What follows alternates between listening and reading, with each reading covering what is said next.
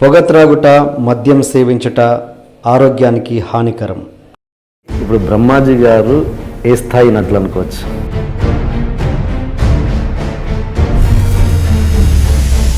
ఈ కృష్ణవంశీ గారి సింధూరంకి సంబంధించి రవితేజ గారు మీరు చేసినా కూడా సినిమా ఫ్లాప్ అయినా కూడా రవితేజ గారు ఏమో సూపర్ స్టార్ అయ్యారు. ఆ విషయంలో మీరు ఎప్పుడైనా ఫీల్ అవుతుంటారా? అది నేను చెప్పలేరు. నేను చెప్పకూడదు, ఎందుకు నేను పనికిరాను అని అందరూ చాలామంది చెప్పారు. ఆ టైంలో కృష్ణవంశీ గారు చేసింది నిజంగా గట్సీ. అంటే నాకు మాట ఇచ్చాడు వంశీ, నిన్నే పదార్థ షూటింగ్ జరుగుతున్నప్పుడు అన్నాడు, ఈ సినిమా సూపర్ డూపర్ అవ్వాలి, నువ్వు దేవుని కోరుకో. ఆ సినిమా సూపర్ డూపర్ అయితే నేను నిన్ను హీరోగా పెట్టి సినిమా ఊరికన్నా నిజంగా చెప్తున్నాను, నిన్ను రుణం తీర్చుకోవాలన్నాడు. యాక్చువల్ నాకు తెలియకుండా చేసిన చిన్న పని అది. ఏది? కృష్ణవంశీ బాగా స్ట్రగుల్ అవుతున్న రోజుల్లో సో దాని గురించి నాతో అంత పెద్ద సినిమా తీశాడు. అది మీది బాగా ఆదర్శవంతమైన వివాహం. మీ వైఫ్కి సెకండ్ మ్యారేజ్ అండ్ మీరు అని అంటే మీరు ఎలా జరిగింది మీ లవ్ స్టోరీ? గొప్ప విషయాలు కాబట్టి మిమ్మల్ని ఎక్స్ప్రెస్ చేయమని చెప్తున్నాను, అంతే, ఫోర్స్ చేస్తున్నాను. ఒకసారి చెన్నైలో ఉండేవండి, పరిచయం వాళ్ళు తన వాళ్ళ హస్బెండ్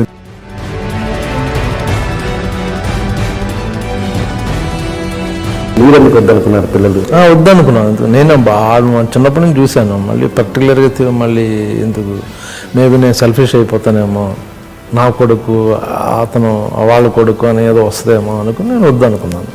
మేము సింధూరం నుంచి చూస్తున్నాను మిమ్మల్ని. నాకు నచ్చింది ఫిజిక్ అప్పుడు ఎలా ఉన్నారు, ఇప్పుడు అలాగే ఉన్నారు. ఏంటి మీరు తీసుకునే? ఇంకా ఇండస్ట్రీలో సెటిల్ అవ్వలేదు నేను, అందుకనే ఫిట్గా ఉంటాను. అది ఇప్పుడు ఒకసారి ఆ ఇన్సిడెంట్ మీకు రఘువరన్ గారితో శివాలో జరిగింది కదా, ఏంటి ఆ రోజు జరిగిన సంఘటన చెప్పండి. పాటను కొట్టాడు. అది సెట్లో నిజంగా డ్రింక్ చేసి యాక్ట్ చేయడం అన్నది కరెక్టేనా కాదంటారా?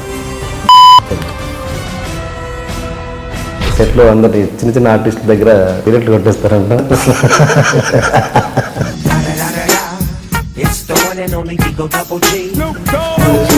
అండ్ టీజింగ్ కూడా మీరు ర్యాగింగ్ టీజింగ్ బాగా చేస్తారంట. చంపేస్తాను రా బొమ్మ, చంపేస్తా, కళ్యాణ్ గారికి చెప్తా ఎదురుగా, బాస్ మీ పర్మిషన్ తీసుకుంటా, కొరికే అంటాడు ఆయన. ఈ రాగమాట వచ్చి మీద కూడా కొరికేయడం, అలా సరదాగా. ఎక్కువ అటాచ్మెంట్, ఎక్కువ క్లోజ్నెస్ ఉన్న హీరో ఎవరు మీకు? పవన్ కళ్యాణ్. ఎందుకు ఆయనకి అంత అంటే ఏదో ఉంటుందిగా, చిన్న లింక్ ఉంటుంది కదా? ఎందుకో ఆయన పెద్దగా మాట్లాడరు ఎవరితో. 2 రోజులు మీ ఇద్దరం కూర్చొని 3 రోజులు మాట్లాడుతూనే ఉన్నాం. తర్వాత చిరంజీవి గారు పిలిచి ఏదో ఏమి మా వాడిని ఏం చేశాను ఏమో నాగబాబు చెప్తున్నాను.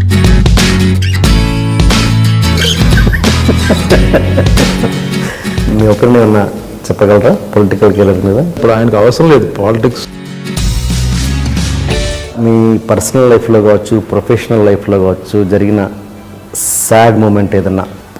ఫస్ట్ టైం చెప్తున్నాను. ప్రొఫెషనల్గా ఏంటంటే, ఒక ప్రొడ్యూసరు రియల్ ఎస్టేట్లో ఫ్లూక్గా అడ్డంగా సంపాదించేసి అతను ప్రొడ్యూసర్ అయిపోయి హీరోలతో సినిమాలు తీయడం మొదలెట్టాడు.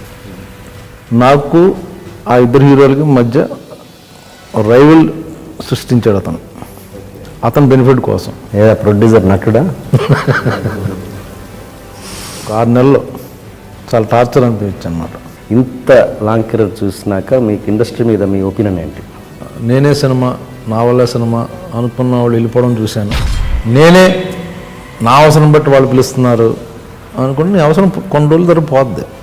300 రోజులు వర్క్ చేస్తున్నాను, నేను సెలబ్రిటీని అని నువ్వు ఇంట్లో బీసుపోయి ఒక ఫేస్లో పెట్టుకుని యాక్టర్ని అన్న తర్వాత నీ సినిమాలు లేకపోతే నువ్వు ఒంటరి చచ్చిపోతావు ఇంట్లో ఉండి. సో గో డూ, నీకు 6 వరకు నువ్వు యాక్టర్వి, ఆ తర్వాత నీ పనులు హ్యాపీగా చూసుకో. జీవితం మీద మీ ఫిలాసఫీ ఏంటి?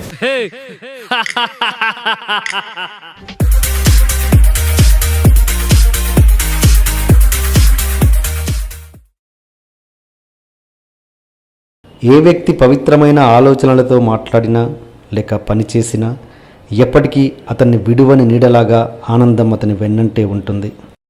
హాయ్ సార్, బ్రహ్మాజీ గారు. హలో అండి. ఫస్ట్ టైం మా షోకి వచ్చినందుకు స్వాగతం. థ్యాంక్ యూ అండి. థ్యాంక్స్ ఫర్ కాలింగ్ మీ. ఓకే. అండ్ ఫస్ట్ బిగినింగ్ మీ పేరు గురించి వస్తే, మీ పేరు బ్రహ్మాజీ. మీ నాన్నగారు బలవంతంగానైనా నా కొడుకుని గారు అని పిలవాలి జనాలు అని చెప్పేసి బ్రహ్మాజీ అని పెట్టారంట, నిజమేనా? యాక్చువల్ మా తాతగారి పేరు బ్రహ్మాజీ అనేది. ఓకే. బ్రహ్మం గారు, బ్రహ్మం అది. సో మా తాతగారి పేరు పెట్టాలని నాకు అందులో అంటే మనకి బాలాజీ, శివాజీ అలా ఉండదు. బ్రహ్మ అంటే ఏదో ఫుల్ఫిల్ ఉండదు, అందుకే బ్రహ్మాజీ అని చేశారు. సో చచ్చినట్టు మీరు అన్నట్టుగా రెస్పెక్ట్ ఇవ్వాల్సి వస్తుంది. చాలామంది బాంబే నుంచి వచ్చిన యాక్టర్స్ వాళ్ళు మామూలుగా జీ అంటే కొంచెం సీనియర్ లేకపోతే ఎవరిని పెద్ద. మీ పేరేంటి, what's your name? Brahmaji. What? Brahmaji? Oh Brahma no Brahmaji. So ఈ కన్ఫ్యూజన్ వస్తుంది. సో వాళ్ళు చాలా కొంత పెద్దవాళ్ళు బ్రహ్మ అని పిలుస్తారు, నాకు జీ అని పిలవరు. నాకని ఏజ్గా. ఓకే. చెప్తే హిందీ వల్ల తెలుగు నార్త్ ఇండియన్లో జీ అంటే కొంచెం సీనియర్స్ని రెస్పెక్ట్ దాంతో ఉంటుంది. సో నాకన్నా పెద్దోళ్ళు, సో నేను బ్రహ్మాని పిలుస్తాను అని కన్ఫామ్ పెట్టేసుకున్నావు నువ్వు బ్రహ్మాజీ అని ఇంకా అన్నట్టుగా ఉంటుంది. ఓకే. మీ కెరీర్ బిగినింగ్కి వస్తే మీరు మధు ఫిల్మ్ ఇన్స్టిట్యూట్ స్టూడెంట్ కదా? అవునండి. ఎవరండి మీ బ్యాచ్మేట్స్ ఎవరు ఇప్పుడున్న వాళ్ళలో, మీ అంటే అప్పుడు కానీ ఇప్పుడు కానీ? మాకు actual Madhu film institute Kanakala Devadas garu, Madhusudan రావు గారు కలిపి అప్పుడు వాళ్ళిద్దరు కాంబినేషన్ ఉన్నప్పుడు జాయిన్ అయ్యారు. అప్పుడు 2 years కోర్స్ అండి. సో అప్పుడు 2 years కోర్స్ 2 batches రన్ చేశారు వాళ్ళు యాక్చువల్గా. ఆ తర్వాత 1 year, తర్వాత 6 months 3 months వెళ్ళిపోయింది. ఆ ఫస్ట్ బ్యాచ్లో అచ్యుత్, మన ఆహుతి ప్రసాద్, శివాజీరాజు, రామ్ జగన్, మా సీనియర్స్ వాళ్ళు ఇప్పుడు అంటే ఇండస్ట్రీలో ఉన్నవాళ్ళు. అది మా సెకండ్ బ్యాచ్లో నేను, సూర్య, చిట్టి, అనంత్ గారి బ్రదర్. అనంత్ కాదు, మన చిట్టి అని మన ఆడి పేరు తెల్లగపడు, మా క్లాస్మేట్ అతను. వాడు ఒకడు ఉన్నాడు అన్నమాట. ఏంటి అసలు అంటే మీరు నిజంగా అది మీకు కెరీర్కి ఉపయోగపడిందా ఆ ఇన్స్టిట్యూట్ అన్నది? 100%. నాకు అంతకుముందు నేను చెన్నైలో ఏఎంఐ చేశానండి. ఆ ఏఎంఐ కూడా ఇండస్ట్రీకి టచ్లోకి వెళ్దాం ఆ వంక పెట్టుకుని వెళ్ళిపోయాను చెన్నై. ఓకే. ఆ టైంలో మా అడయార్ ఫిల్మ్ ఇన్స్టిట్యూట్ నుంచి ఇంటర్వ్యూస్, గవర్నమెంట్ ఫిల్మ్ ఇన్స్టిట్యూట్ అది, అందులో యాక్టింగ్కి ఒక 10-20 seats అనుకుంటా all over India, or maybe 10. ఎవరు చెప్పారు ఇలాగ అప్లికేషన్ వెళ్ళి సబ్మిట్ చేయని చేశాను. ఇంటర్వ్యూకి వెళ్ళా. నేనేమనుకున్నానంటే అక్కడ ఇంటర్వ్యూలో మార్క్స్, ఇంటర్మీడియట్ మార్క్స్ చూసి ఇచ్చేస్తారేమో అనుకున్నాను. నీకేం వచ్చు, డైలాగ్స్ కానీ ఇవన్నీ చేస్తాను ఐడియా కూడా లేదు నాకు. అక్కడ ఇంటర్వ్యూలు కూర్చుంటే పోస్టల్ గారు అబ్బాయి సంబడి తెలుగులో ఒక అతను ఉన్నారు. ఏం అడుగుతారంటే లోపల డైలాగ్ అడుగుతారు, చెప్పాలి. డైలాగా ఊరే నాకేం రాదు. బట్ లక్కీగా ఏంటంటే నేను కృష్ణ గారి ఫ్యాన్ అప్పుడు. సో అప్పుడు ఈనాడు అనే సినిమా డైలాగ్ ఏదో బాగా గుర్తుంది నాకు. ఆ డైలాగ్ వణుకుతూ చెప్పా పైనుంచి కిందకి. అంటే ఇంచుమించు బయటోడికేమో ఈ డాన్స్ చేస్తున్నాడు అనుకుంటారు, ఇంటర్వ్యూ చేసేవాళ్ళేమో ఈ డైలాగ్ చెప్తాడు అనుకుంటారు. ఏం తెలియని బయట డాన్స్ చేస్తున్నాడు, ఏదో బ్రేక్ డాన్స్ అని. అది నా పరిస్థితి. షివర్ అయిపోయా. అప్పుడు నాకు అర్థమైంది ఏదో ప్రాక్టీస్ కావాలి, ఏదో సంథింగ్ ట్రైనింగ్ కావాలి, ప్రతి ఒక్కడు యాక్టర్ అవ్వలేడు అనుకుని అప్పుడు వాళ్ళు చిచ్చి అన్నారు అడయార్ ఫిల్మ్ ఇన్స్టిట్యూట్. అప్పుడు మళ్ళీ ఇక్కడికి వచ్చి మధు ఫిల్మ్ ఇన్స్టిట్యూట్కి. యాక్చువల్ మధు ఫిల్మ్ ఇన్స్టిట్యూట్లో ఫస్ట్ బ్యాచ్కి ట్రై చేశాను నేను. సేమ్ అదే పరిస్థితి, అదే సేమ్ అలాగే భయపడుతూ సేమ్ అడయార్లు చేసినట్టు అంతే, ఇంకా బెటర్గా చేశాను డాన్స్. అక్కడ ఏంటంటే కేపీ తెలకర్, మధుసూదన్ రావు గారు, చాలా పెద్ద పెద్దలు ఉన్నారు, సీనియర్స్ అందరు 10 మంది. ఇది కాదు అసలు, వాళ్ళు కూడా తీసుకోలేదు. నెక్స్ట్ టైం రామ్మా, నీకు ఇంకా ఫియర్ ఏదో ఉంది, నీకు ఆ ఫియర్ లేకుండా ఉంటే మేము నిన్ను ట్రైనింగ్ ఇచ్చి ఏదో చేయాలన్నారు. ఏం చేయాలి సార్, ఇంటికి వెళ్ళిపోయాను. ఇంటికి వెళ్ళిపోయిన తర్వాత సెకండ్ ఇయర్కి ఇంట్లో అప్పుడు చెప్పా. ఫస్ట్ ఇయర్కి ఇంట్లో చెప్పలేదు, అడయార్లో ఇంట్లో చెప్పలేదు. సెకండ్ ఇయర్కి ఇలాగా నాకు ఇంట్రెస్ట్ ఉందంటే మా ఫాదర్ ఏమన్నారంటే, నువ్వు దేనికి అంటే నీకు ఫస్ట్ ఆఫ్ ఆల్ స్టేజ్ నుంచి రాలేదు, అండ్ నీకు సినిమాలో బ్యాక్గ్రౌండ్, సినిమాకి సంబంధించిన ఫ్యామిలీకి సంబంధించిన ఎవరు లేరు. సో బయట వాళ్ళు రావడం చాలా కష్టం. అసలు ఏదో కనెక్షన్ ఉండాలి కదా, సినిమా ఫ్యామిలీ ఫ్రెండ్స్ లేదా. లేదు నాకు ఇంట్రెస్ట్. సో మొదట ఇంటర్వ్యూ ఫెయిల్ అయ్యాను కాబట్టి అక్కడ లోకల్గా ఒక మాస్టర్ దగ్గరికి వెళ్ళి, స్టేజ్ యాక్టర్ దగ్గరికి వెళ్ళి 1 month ఇంటర్వ్యూకి ఏమో నాకు తెలుసు, ఆల్రెడీ 2 ఇంటర్వ్యూస్కి వెళ్ళాను కాబట్టి నాకు తెలుసు ఏమేమి చేస్తారని. ప్రాక్టీస్ చేసి అప్పుడు ఇంట్లో ఒప్పుకుంటూ వెళ్ళి మధు ఫిల్మ్ ఇన్స్టిట్యూట్ ఇంటర్వ్యూకి సెలెక్ట్ అయ్యాను అనమాట. Okay okay. సో అది కదా. అక్కడ అంటే ఏంటి, ఎలా ఇన్స్టిట్యూట్ అంటే ఏంటి సార్, ఎలాంటి ఎక్సర్సైజ్ చేయించేవారు మామూలుగా? అంటే ఇది స్టాన్సిల్ విస్కీ సిస్టమ్ అని మామూలు ఇంటర్నేషనల్ నుంచి, ఇంటర్నేషనల్ సిస్టమ్ అది అందరూ ఫాలో అవుతున్నారండి. మా దేవదాస్ కనకాల్ గారు పూణే ఫిల్మ్ ఇన్స్టిట్యూట్ నుంచి వచ్చారు, అక్కడ కూడా అదే సిలబస్. సో ఏమి రానోడికి కూడా మొత్తం యాక్టింగ్ కావాల్సింది అబ్జర్వేషను, కాన్సన్ట్రేషను, ఎమోషనల్ మెమరీ, వీటిలన్నిటి మీద ప్రాక్టీస్ చేస్తారు. ఇట్స్ నాట్ అబౌట్ ఒక సీను డైలాగ్ అనేది మేబీ 1.5 year అయిన తర్వాత వస్తుంది. లాస్ట్ 6 months అక్కడికి వెళ్తుంది. ఈ లోపల ప్రాసెస్ ఇది.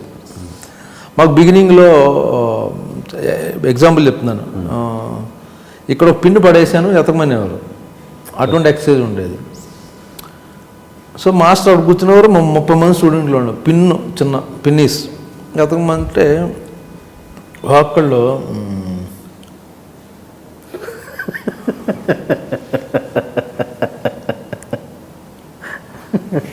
అని ఎవరికాడు అంటే ఇంప్రెస్ చేయడం, నేను ఎదుగుతున్నాను అని చెప్పే ప్రయత్నం ఎవరికాడు అలా చేశారు. ఇప్పుడు మాస్టర్ చెప్పాడు, నువ్వు నిజంగా ఏదో జోబులో ఏదో మర్చిపోయావు, ఏదో పెట్టావు, ఎలా ఎదుగుతావు, ఇది కదా ఎతికేది, ఇలా కదా ఎతకో కదా. ఓ ఓకే, నిజాయితీగా అది సెట్ చేస్తే చాలు, దానికి యాక్టింగ్ చేయక్కర్లేదు, ఎదుగుతున్నట్టు యాక్ట్ చేయక్కర్లా, ఎతుకు నిజంగా. ఇప్పుడు ఇది సింపుల్ కదా. సో అక్కడి నుంచి స్టార్ట్ అవుద్దండి యాక్టింగ్. సరే కొంతమంది ఏంటంటే ఫిల్మ్ ఇన్స్టిట్యూట్లో ట్రైనింగ్ అయ్యేవాళ్ళు యాక్టర్సా, దెర్ ఆర్ బోర్న్ యాక్టర్స్, ఇన్స్టిట్యూట్కి వెళ్ళలేదు అని అంటారు. నాకు మటుకు పర్సన్ నాకు హెల్ప్ అయింది. అదే అంటున్నాను, ఒక ఇన్స్టిట్యూట్ లేకుండా ఒక మంచి ఆర్టిస్ట్ కాలేడంటారు, అవ్వచ్చు. డిపెండ్ ఆన్ బ్యాక్గ్రౌండ్ అన్న, మనిషి బ్యాక్గ్రౌండ్, అతను బాగా చదువుకుని ఉండి ఆర్ట్స్ నుంచి మొదటి నుంచి, ఇంక మేబీ లైక్ కొందరు అసలు ఏ ఎక్స్పీరియన్స్ ఉండదు, ఎవడో ఎక్కడో ఉంటాడు, ఆయన తీసుకొని సరదా యాక్ట్ చేయమంటాడు ఫ్రెండ్, బాగున్నారు ఫిజికల్ ఏదో బాగుంది, అటు పెద్ద యాక్టర్ అయిపోవచ్చు, చాలా బాగా చేయొచ్చు. అంటే ఒక అలా మామూలు అలా అయిన యాక్టర్కి ఒక ట్రైన్డ్ యాక్టర్కి నిజంగా వేరియేషన్ ఉంటుందా? డెఫినెట్గా ఉంటుందండి. మామూలుగా అయిపోయిన యాక్టర్కి ఏంటంటే మేబీ కొన్ని ఎమోషన్స్లో అతను గ్రిప్ ఉండొచ్చు, బట్ ట్రైన్డ్ అయినవాడు ఈ కెన్ డూ ఎనీ క్యారెక్టర్ అండి. ఓకే, కొన్నిట్లో ప్లస్ అవ్వచ్చు. కొందరు నిజ జీవితంలో కూడా చాలా బాగుంటారు, స్పాంటేనిటీ టక్క మాట్లాడతారు, కొందరు సీరియస్గా ఉంటారు. వాడు కెమెరా ఫియర్ లేదనుకుంటే వాడు వచ్చి బాగా చేసేయచ్చు, but not in particular character, ఏదో ఆ క్యారెక్టరైజేషన్ వరకు ఈజ్ గుడ్. బట్ అన్నీ చేయాలి, మెచ్యూర్డ్ పెర్ఫార్మెన్స్ అంటే ఫిల్మ్ ఇన్స్టిట్యూట్లో జాయిన్ అయితేనే యాక్టింగ్ అని అంటలా, maybe life experience is itself as a training. So అన్ని ఇన్సిడెంట్లో అన్ని దాంట్లో అతను ట్రైన్ అయ్యాడేమో తెలియదు.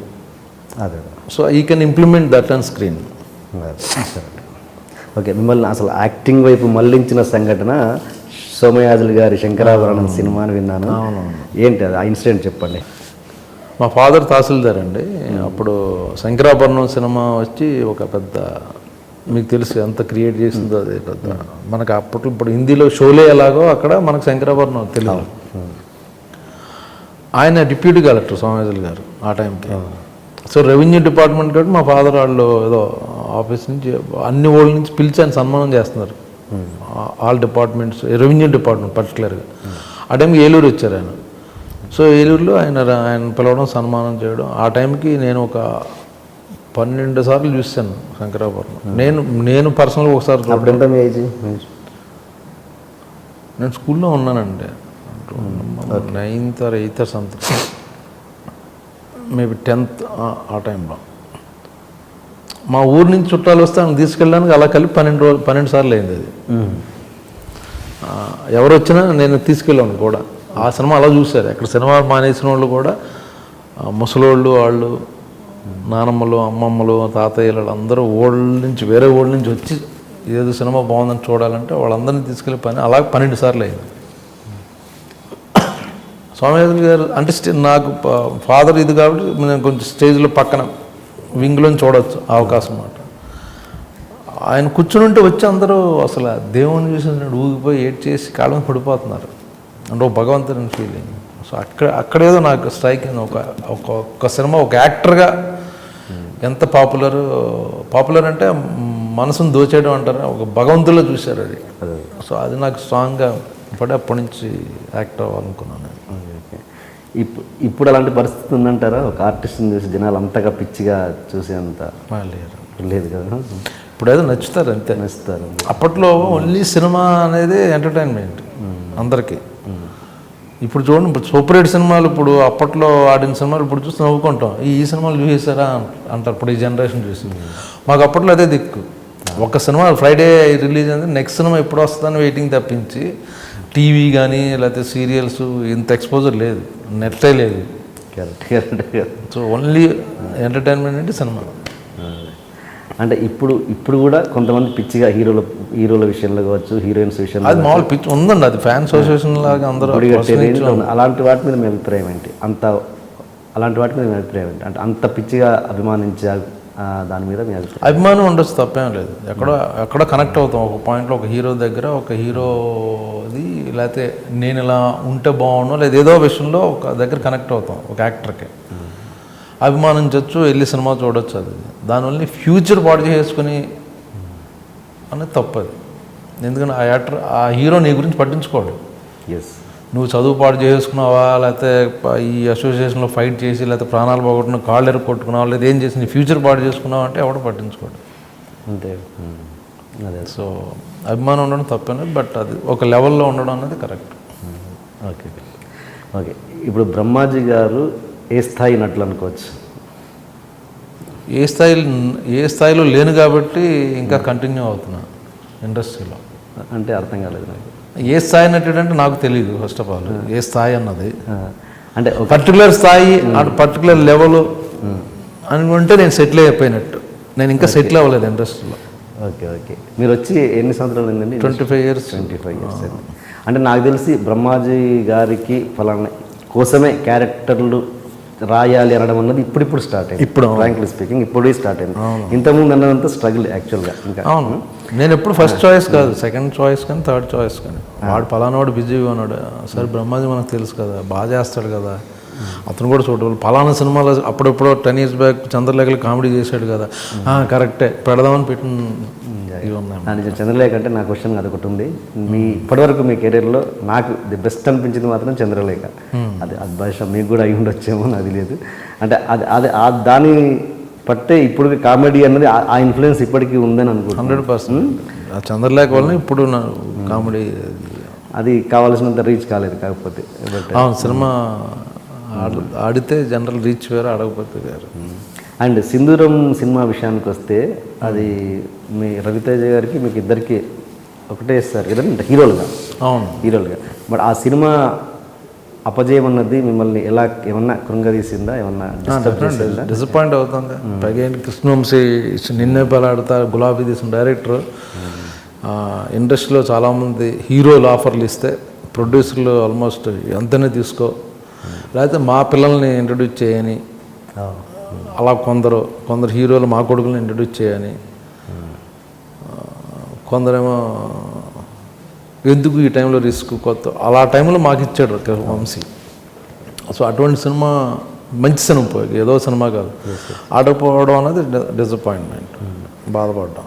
ఇంక్లూడింగ్ వంశీ కూడా ఫీల్ అయ్యాడు, నేను ఫీల్ అయ్యాను, రవి అందరం ఫీల్ అయ్యాం. మిమ్మల్ని తీసుకోవడం అంటే మీరు అప్పటికీ పెద్ద ఎస్టాబ్లిష్డ్ ఏం కాదు కదా, కృష్ణవంశీ గారు మిమ్మల్ని తీసుకోవడానికి అంత బలమైన కారణం ఏంటండి? అంటే ఏంటి మీ మధ్య అంత రిలేషన్ ఉందా లేకపోతే? ఉందండి. యాక్చువల్గా శివ టైంలోనే కలిసాను నేను వంశీ. శివ ముందు. ఓకే. అప్పుడు ఒక మ్యాన్షన్లో ఉండేవాడిని నేను, ఇటుపక్క అటుపక్క మలర్కోడి మ్యాన్షన్, అటు సైడ్ పాండి బజార్లో అటు సైడ్ వంశీ ఉండేవాడు. ఆ రూమ్స్ ఎలా ఉంటాయంటే ఇప్పుడు మన ఇద్దరం కూర్చున్నాం చూడండి, ఈ బెడ్ ఎలా ఉంటుంది ఇక్కడ, ఓకే. ఇంకో బెడ్ ఎల్ షేప్లో ఉంటుంది. సో ఎల్ షేపు చెక్క, ఓకే. ఇటో చెక్క ఉంటుంది, ఇటో చెక్క ఉంటుంది, ప్రాపర్ సాలిడ్గా ఉంటుంది. డోర్ ఓపెన్ చేసుకొస్తే మీ సూట్ కేసు మీరు మీ బల్ల కింద పెట్టుకోవచ్చు, నా సూట్ కేసు నా బల్ల కింద కూర్చో, ఓ మనిషి నుంచోడానికి ప్లేస్ ఉంటుంది. ఇది ఈ ప్లేస్ ఇది ఇది 250 రూపీస్ రెంట్. ఓకే. మెడ్రాస్ ఎవరు వచ్చినా ఆర్టిస్టులు కానీ టెక్నీషియన్స్ కానీ ఈవెన్ ఇంజనీరింగ్ స్టూడెంట్ కోచింగ్కి కోర్సెస్కి వచ్చినా జనరల్ అక్కడే దిగుతారు అందరూ. 100 రూమ్స్ అయ్యి 5 ఫ్లోర్స్ ఉంటాయి అన్నమాట. ఓకే. సో లైఫ్ అక్కడ స్టార్ట్ అయింది మాకు. తను అటువంటిది ఇంకో దాంట్లో ఉండేవాడు. సో ఈవినింగ్ ఏంటంటే మార్నింగ్ ఆఫీసులకు వెళ్ళి అందరినీ కలిసి ఫోటోలు అన్నీ చూపించి ఈవినింగ్ టైము ఆ సాయంత్రం పండుగలో నించుంటాం. ఇప్పుడు కృష్ణానగర్ అంటారు అలాగే ఈవినింగ్. సో అక్కడ అసిస్టెంట్ డైరెక్టర్లు, ప్రొడక్షను, స్ట్రగ్లర్స్ అందరూ కూర్చొని మాట్లాడుకుంటూ ఉంటాం. ఏ సినిమా ఎప్పుడు స్టార్ట్ అవుతుంది ఏంటి అలా. సో అక్కడ నుంచి స్టార్ట్ అయింది మీరు. అక్కడ వంశీ నాకు ఎవరో నేను తాడేపల్లి కూడా మా ఫాదర్ వాళ్ళు సెటిల్ అయ్యారు, మా సిస్టర్ కూడా అక్కడ ఉన్నారు. అక్కడ తాడేపల్లి కూడా అని చెప్పారు. ఇద్దరు నాకు తాడేపల్లిని కలవాలి యాక్చువల్గా. సో అక్కడ పరిచయం, 4-5 సార్లు మాట్లాడుకోవడం సినిమాల గురించి. ఈ లోపల ఏదో అన్నపూర్ణ స్టూడియో వాళ్ళు కొత్త వాళ్ళతో సినిమా తీస్తున్నారు అని చెప్పారు. అక్కడ శివనాగేశ్వర కో డైరెక్టర్. వంశీ ఏమో నేను శివనాగేశ్వర గారిని కలవాలి. వంశీ ఆల్రెడీ కెమెరా అసిస్టెంట్గా పనిచేశాడు ముందు.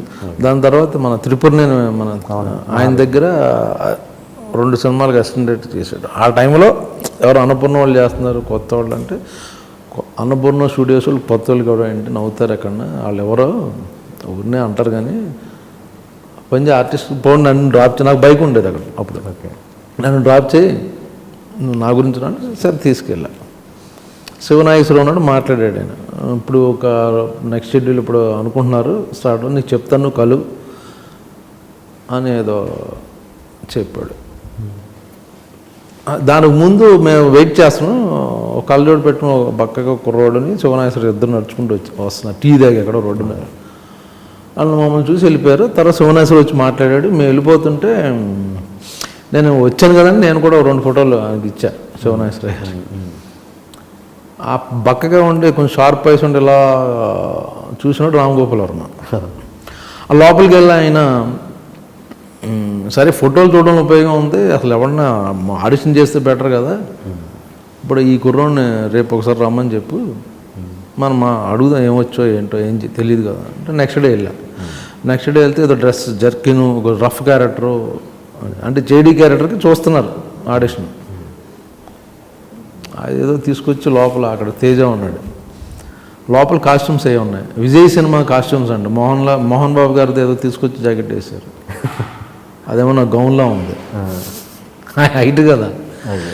ఏదో చేసేసా రకరకాల విన్యాసాలన్నీ చెప్తాలే అన్నారు.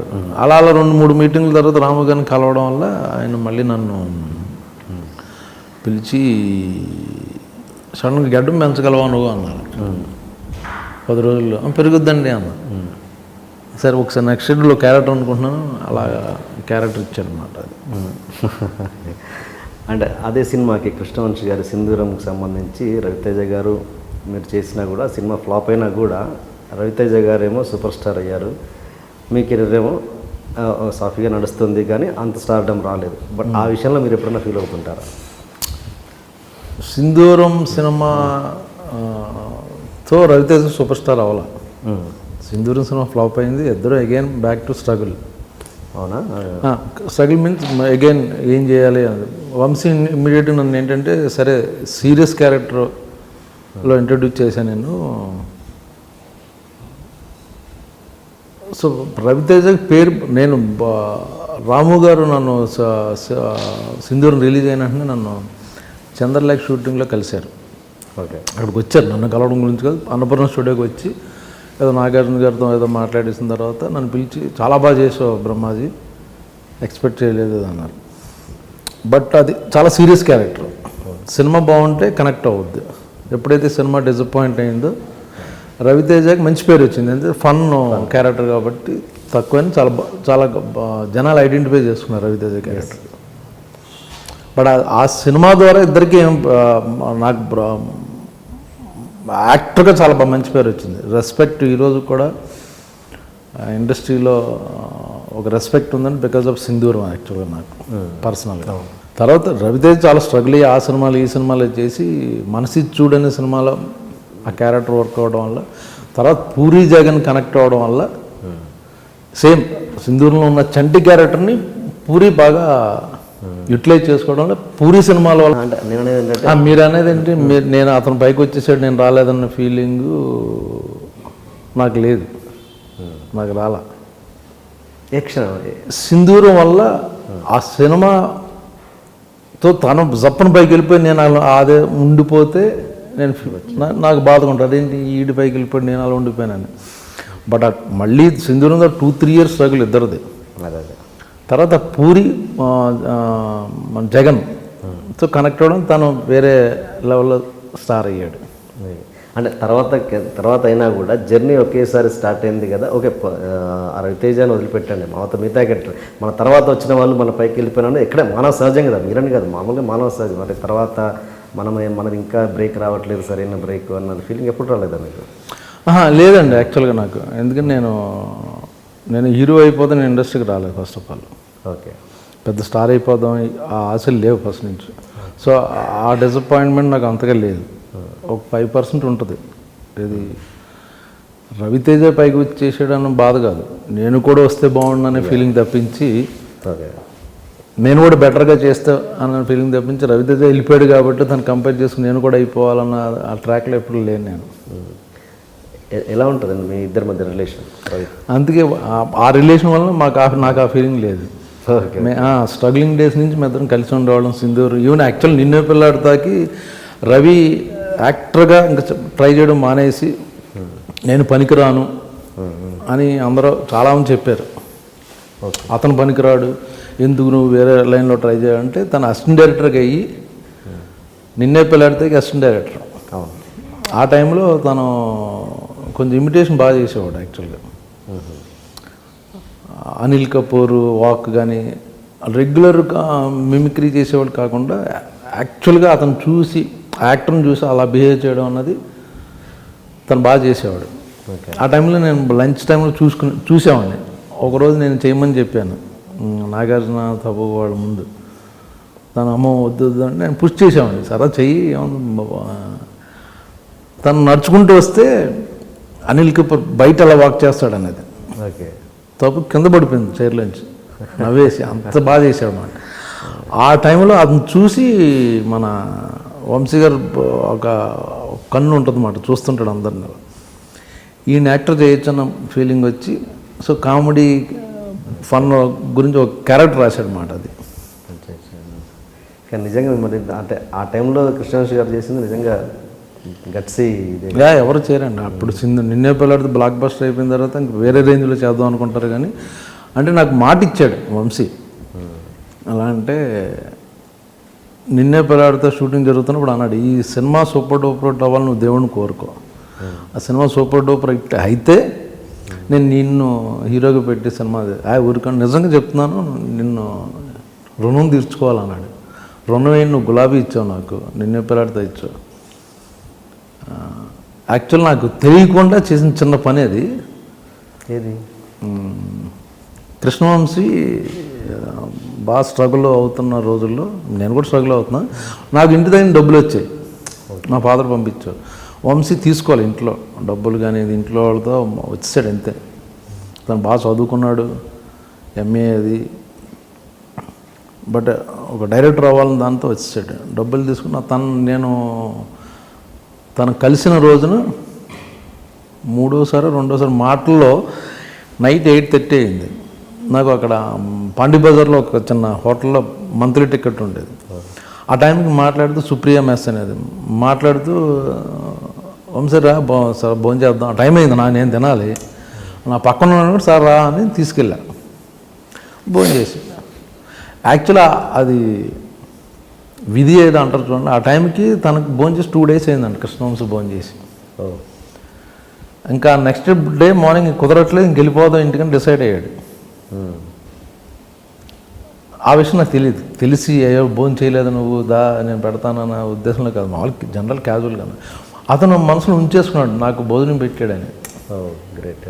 సో దాని గురించి నాతో అంత పెద్ద సినిమా తీసాడు అది. గ్రేట్. అంటే తర్వాత మీరు రెగ్యులర్గా అంటే ఓకే ఆ రోజంటే తినిపించారు, మరి తర్వాత ఇలా కంటిన్యూ అయ్యారైనా? వెంటనే శివ సినిమా ఆఫర్ వచ్చేసింది దానికి, శివనాగేశ్వరరావు గారు రమ్మని. సో వర్క్ దొరికిపోయింది వెంటనే ఇమ్మీడియట్గా, ఇంచుమించు అదే వీక్లో సంథింగ్. Okay okay. ఇది ఎప్పుడు షేర్ చేసుకున్నారు మీతో? నేను 2 రోజుల నుంచి ఆకలితో ఉన్నాను అన్న. నాకు తెలియదు, తను ఎప్పుడో తర్వాత ఇంటర్వ్యూస్లోని తర్వాత ఎప్పుడో డైరెక్టర్ అయ్యాక అప్పుడు చెప్పడం మొదలెట్టాడు తను. అప్పుడేంటి మీ ఎక్స్ప్రెషన్ ఆయనతో? పర్టికులర్ ఏం లేదండి. నేను ఇప్పుడు ఏదో యాక్చువల్గా ఇప్పుడు టు బీ ఫ్రాంక్ భోజనం పెడితే మీకు భోజనం పెట్టాను, మీరు రిటర్న్ అవ్వాలంటే నాకు 5 star హోటల్కి తీసుకెళ్ళి భోజనం పెడతారు తప్పించి 3 కోట్లు పెట్టి సినిమా తీయరు. You want to give it back. నాకు ఇంటికి పిలిచి భోజనం పెట్టారు, మా ఇంటికి కూడా పిలుస్తాను, లేకపోతే వీటికన్నా ఇంకా బాగా ట్రీట్ చేస్తాను, నేను పైకి వచ్చాను కదా అన్నదాని మీద నేను వాళ్ళు అలా తీర్చుకుంటారు కానీ ఇలా తీర్చుకోరు ఎవరు. మీరు కృష్ణవంశీ గారికి రుణం తీర్చుకునే పరిస్థితిలో ఉన్నారా? లేదండి, మీరే ఇప్పుడు కృష్ణవంశీ గారికి రుణం తీర్చుకునే పరిస్థితిలో ఉన్నారా? అది రుణం నేను తీర్చుకోలేను అది. ఎందుకంటే ఒక సినిమా ఇచ్చాడు ఇప్పుడు, ఓకే తన డైరెక్టర్ అయితే మంచి క్యారెక్టర్స్ అని గులాబీ ఇచ్చాడు, నాకు ఇప్పటికీ గులాబీ మంచి పేరు. నిన్నే పెళ్ళాడతా ఫ్యామిలీలో ఒక మెంబర్ కింద, బేదర్ సీన్ బాగా పాపులర్ నిన్నే పెళ్ళాడతాలో. గులాబీలో ఒక ఫ్రెండ్ వెన్నుపోటు పడవడం అనేది ఇప్పటికీ స్క్రిప్ట్లో చాలామంది బ్రహ్మాజీ వెన్నుపోటు పొడి చేయడానికి రెఫరెన్స్ చెప్పుకుంటుంటారు స్క్రిప్ట్లో, అలాగా బ్యాక్ స్టాప్ చేయాలన్నదే ఆ క్యారెక్టరైజేషన్ వెళ్ళింది. కరెక్ట్. తర్వాత సింధూరం అండి, సరే సింధూరం ఫ్లాప్ అయింది అని వదిలేలా. చంద్రలేఖ అనే సినిమాలో కామెడీగా ఇంట్రొడ్యూస్ చేద్దాం అని కామెడీగా చేయించాడు నాతో. సపోజ్ ఒక దేవుడు మీకు మంచి అవకాశం ఇచ్చి ఆ రుణం తీర్చుకునే అవకాశం దేవుడు ఇస్తే కృష్ణవంశీ గారి పట్ల మీరు ఏం చేస్తారు? దేవుడు ఇచ్చినా కూడా నేను రుణం తీర్చుకోవాలని అంత చేశాడు నాకు. So I don't want give it back to him. ఏదైనా సపోజ్ కొన్ని కోట్లు పెట్టి మంచి సినిమా మీరు ప్రొడ్యూసర్గా తను చేయగలడు కదండి, తను చేసుకునే పరిస్థితిలోనే ఉన్నాడు. Okay okay. అండ్ ఇప్పుడు తర్వాత మీ లాస్ట్ సినిమా ఏంటండి కృష్ణవంశీ గారితో? ఖడ్గం అండి.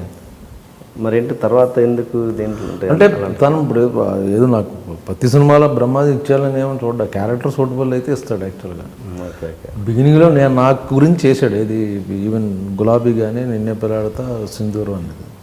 ఆ తర్వాత నేను కూడా చేస్తున్నాను కాబట్టి అందులో సూటబుల్ ఈ క్యారెక్టర్ వీడికి అయితే బాగుంటుంది అనుకుంటే ఇస్తాడు. దీని నక్షత్రంలో ఏమైనా చేశారు? నక్షత్రం చేశాను యాక్చువల్గా ఒక రోజు నేను, బట్ ఒక క్యారెక్టర్కి జనతా గారి సినిమా బిజీగా ఉండడం వల్ల నా షెడ్యూల్కి వాళ్ళు కుదరలా. సో చిన్న ఎపిసోడ్ చేసి అంతలోగా తీసేసి తనే వేరే వాళ్ళని పెట్టుకుంటాంటే ఇబ్బందిగా ఉందంటే ఓకే అని చెప్పారు. Okay okay. అండ్ మీరు బిగినింగ్ డేస్లో చాలా ఆల్మోస్ట్ బాగా స్ట్రగుల్ అయ్యారు, డోర్ టు డోర్ అంటే ఆఫీస్ టు ఆఫీస్ తిరిగిన సందర్భం అవును కదా, మీరు విపరీతంగా ప్రయత్నాలు చేశారు. అప్పుడు మిమ్మల్ని బాధ పెట్టిన సంఘటన కానీ ఆ స్ట్రగుల్ డేస్ ఒకసారి ఏదన్నా మీకు గుర్తున్నా?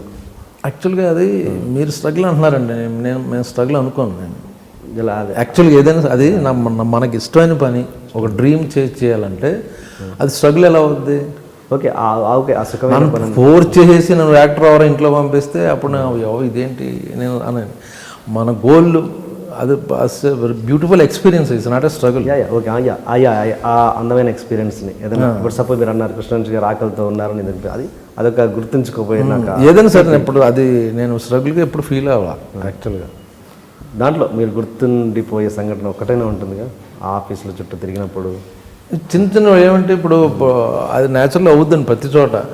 ఇప్పుడు ఒక 100 మంది ఆర్టిస్టులు వెళ్తుంటారు ఆఫీస్కి, అందరికీ జవాబు చెప్పాలి, అందరితో చేయాలి, ఎవడో ఒకటి ఇసుక్కుంటాడు కో డైరెక్టర్, ఎలా ఇప్పుడు ఎందుకు ఇప్పుడు కుదరదు డైరెక్టర్ మీట్ అవ్వడం, అలా అటువంటివి ఉన్నాయి చిన్నవి. బట్ ఆ టైంకి ఫీల్ అయ్యి తప్పించి ఇట్స్ ఎ ప్రాసెస్. ఇప్పుడు అప్పుడు బాధపడతాం, తర్వాత కరెక్టే కదా, ఇప్పుడు ఆఫీస్కి బోలెడు మంది వస్తుంటారు, అందరికీ జవాబు చెప్పి అందరికీ ఇచ్చేయాలని. సో పెద్దగా అలాగా నాకు పర్టికులర్గా ఏమైపోయిందంటే, నాకు నా ఫ్రెండ్స్ డైరెక్టర్లు అయిపోవడం, వాళ్ళతో ఉండడం వల్ల నాకు అంత బ్యాడ్ ట్రీట్మెంట్ నాకు పెద్దగా జరగలే. అసోసియేట్లు ఫ్రెండ్స్ అవ్వడం, కో డైరెక్టర్లు, నా వాళ్ళే పట్టపడి డైరెక్టర్లు అయిపోవడం. నాకు బిగినింగ్లో ఏమైందంటే, నాకు పోసాని కృష్ణమురళి తను చెన్నై వచ్చాడు, తెలుగు ఏదో చదువుకుని ఎంఏ చేసి వచ్చాడు. వచ్చి ఏం చేయాలనుకుని ఏదో రైటర్గా పరుచూరు గోపాలకృష్ణ గారి దగ్గర జాయిన్ అయ్యాడు అసిస్టెంట్గా. నాకు ఆపోజిట్ రూమ్ పోసాని. ఓకే. అతను పొద్దున్న లేపితే చిన్న మెష్లాగా చిన్న విండోలాగా ఉంటుంది అన్నమాట, చిన్న అక్కడి నుంచి అతను లేపితే ఇలా లేచేవాడు అన్నమాట. ఏంటంటే పాప 3 వరకు ఫేర్ చేసేవాడు. గోపాలకృష్ణ గారు, వెంకటేశ్వర గారు రాసిని 3 ఫేర్ చేసి పడుకునేవాడు. ఆ 2 hours స్లీప్ ఉండేది తనకి. తను ఫ్రెండ్ అయ్యి తన ఇన్సిడెంటే పరుచూరు గోపాల, నాకు ఎక్కువ ఆఫీసుల చుట్టూ తిరగడం కన్నా Paruchuri brothers top writers whole industry వాళ్ళ ఆఫీస్కి వచ్చేవారు. డైరెక్టర్లు కానీ, ప్రొడ్యూసర్లు కానీ, కో డైరెక్టర్లు ట్రై చేసేవాళ్ళు కానీ, లేకపోతే ఆ సినిమాకి సంబంధించిన వాళ్ళందరూ. సో నూతన్ ప్రసాద్ గారి ఇంటి పైన పరుచూరు బ్రదర్స్ ఆఫీస్ అక్కడ, ఆ పక్కనే సూర్య, మన హీరో సూర్య వాళ్ళు ఇల్లు మాట. సో అక్కడికి వెళ్ళి ఉండేవాడు నేను. మురళి అక్కడ ఉండు అనేవాడు. సో అందరూ అక్కడికి వచ్చేవారు కాబట్టి నెమ్మదిగా మురళి మా ఫ్రెండ్ అండి అని. సో మురళి చాలా హెల్ప్ చేశాడు. అలాగే పరుచూరు బ్రదర్స్ చాలా హెల్ప్ చేశారు నాకు. వెంకటేశ్వర గారు, గోపాలకృష్ణ గారు, వాళ్ళ క్లోజ్ సర్కిల్లో డైరెక్టర్లు, వాళ్ళు చెప్తే పెట్టేసుకునేవాళ్ళు. ఇప్పుడు మన వై నాగేశ్వరరావు గారు కానీ, వీళ్ళ సినిమాల్లో నన్ను దూరి చేసేవారు. పోసాని గారు అప్పటి నుంచి రెబలేనా ఆయన మనస్తత్వం? అప్పుడు మొదటి నుంచి అలాగా అక్కడే ఉండి స్ట్రగుల్ అవుతూ, తను రైటర్గా ఉంటూ మళ్ళీ ఎక్కడో తను పిహెచ్డీ చేయడానికి మళ్ళీ చెన్నై యూనివర్సిటీకి వెళ్ళి తిరిగి అంత స్ట్రగుల్ అయ్యాడు. సో అప్పుడు నాకు పరుచూరు బ్రదర్స్కి చెప్పి, అతనుకున్న పరిచయం ఉన్న డైరెక్టర్లతో వాళ్ళతో చెప్పి చిన్న చిన్న క్యారెక్టర్లు చేసేవాడిని. అంటే ఓకే, మీరు బేసిక్ అంటే మీరు ఇప్పుడు సరైన సక్సెస్ అన్నది ఇప్పుడు చూస్తున్నారు కదా. ఇంత ఈ 25 yearsలో పెద్దగా అంటే మీరు చిన్న చిన్న క్యారెక్టర్లు వేసినా కూడా అంత మీ కెరియర్కి సరిపడా, మీ లైఫ్కి సరిపడా ఇన్కమ్ని సంపాదించుకున్నారా? దీని మీదనే, ఇండస్ట్రీ మీదనే మీరు బేస్ అయి ఉన్నారా, లేకపోతే మీకు ఏదైనా అదర్ ఇన్కమ్? లేదండి, ఇండస్ట్రీ మీద అయ్యాను. ఇండస్ట్రీ మీద అయ్యాను. అంటే మీరు చేసిన క్యారెక్టర్తో ఇంత సరిపడా వచ్చిందంటారా? Okay okay. ఇప్పుడు సరైన బ్రేక్ కదా ఇప్పుడు అంటే. ఓకే, ఇంకేమైనా అదర్ ఉన్నదా? లేదు. ఓకే. మీరు పెద్దగా అంటే మీ క్యారెక్టర్ చూస్తుంటే పెద్దగా చొచ్చుకుపోయే రకం కాదు, పెద్దగా మస్కాలు కొట్టి చేసే క్యారెక్టర్ అయితే మీరు అస్సలు కాదని క్లియర్గా అర్థమవుతుంది. ఎలా గెట్ ఆన్ అవ్వగలిగారు ఇండస్ట్రీలో? జెన్యూన్గా ఉంటే వర్కౌట్ అవుద్దని మేబీ లేట్ అవ్వచ్చు. ట్రూత్ఫుల్గా, జెన్యూన్గా, సిన్సియర్గా ఉంటే ఎవరితోనైనా సరే. మస్కా కొట్టేసి లేదా పడేసి అనేది అది షార్ట్ టైం సక్సెస్ అండి. అది మేబీ 1-2 years పడపడ రావచ్చు. ఆ తర్వాత నీ గురించి తెలిసిపోద్ది అవతలవాడికి. వీ కాంట్ ప్రిటెండ్ దట్లా. సో జెన్యూన్గా ఉంటే సరిపోద్ది కదా. బెస్ట్ గేమ్ ఏంటంటే గేమ్లు ఆడడం అంటారు లైఫ్లో. Fair game is the best game. ఫెయిర్గా ఉండు, ఎప్పటికైనా వస్తుంది. ఎప్పటికైనా లేట్ అయినా సరే తర్వాత రియలైజ్ అవుతారు, వస్తుంది. సో మీ టైం ఇప్పటి నుంచి స్టార్ట్ అయినందుకు వచ్చాక ఇంకా ఎక్కడ బ్రేక్ లేకుండా ఇప్పుడు బాగుంది. బట్ అప్పుడు ఏదో బాగుంది కదా అని నేను యాక్చువల్గా బుద్ధిస్ట్ని కాదు కానీ బుద్ధిజం ఫిలాసఫీ ఒకటి ఫాలో అవ్వడం వల్ల నేను ఆ ఫిలాసఫీ ఏం చెప్పొద్దంటే హై లైఫ్ కండిషన్స్, మనిషికి లో పీరియడ్, హై పీరియడ్ ఏదో ఉంటుంది. కూర్చుని ఆడవద్దని చెప్తుంటుంది ఆ ఫిలాసఫీలో.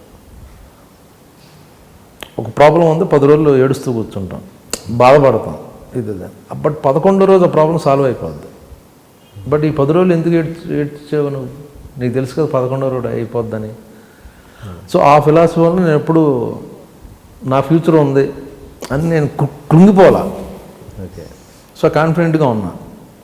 సో అది చాంటింగ్ చేసాం అనమాట. అది ఇట్స్ అబౌట్ లోటస్ సూత్ర నమ్యో రింగే కానీ. So morning and evening chanting చేస్తా. దానివల్ల నాకు ఇప్పుడు సక్సెస్ వచ్చిందని ఎగిరిపోవడం లేదు, అలాగ ఫ్లాప్ కదా అని లేకపోతే ఏం బాగుంటలేదని కూర్చొని ఆడవడం జరగలేదండి. మీరు బుద్ధిజంకి అట్రాక్ట్ అవ్వడానికి ఏంటి రీజన్? నా వైఫ్ తను బాగా ప్రాక్టీస్ చేస్తుంది. ఓకే. సో దాని ద్వారా నాకు కూడా చెప్పడం చూడడం నచ్చింది నాకు. It's not about pillars. ఇప్పుడు ఏంటంటే మనం ఏం చేస్తామంటే నా గురించి నేను ప్రే చేసుకుంటాను.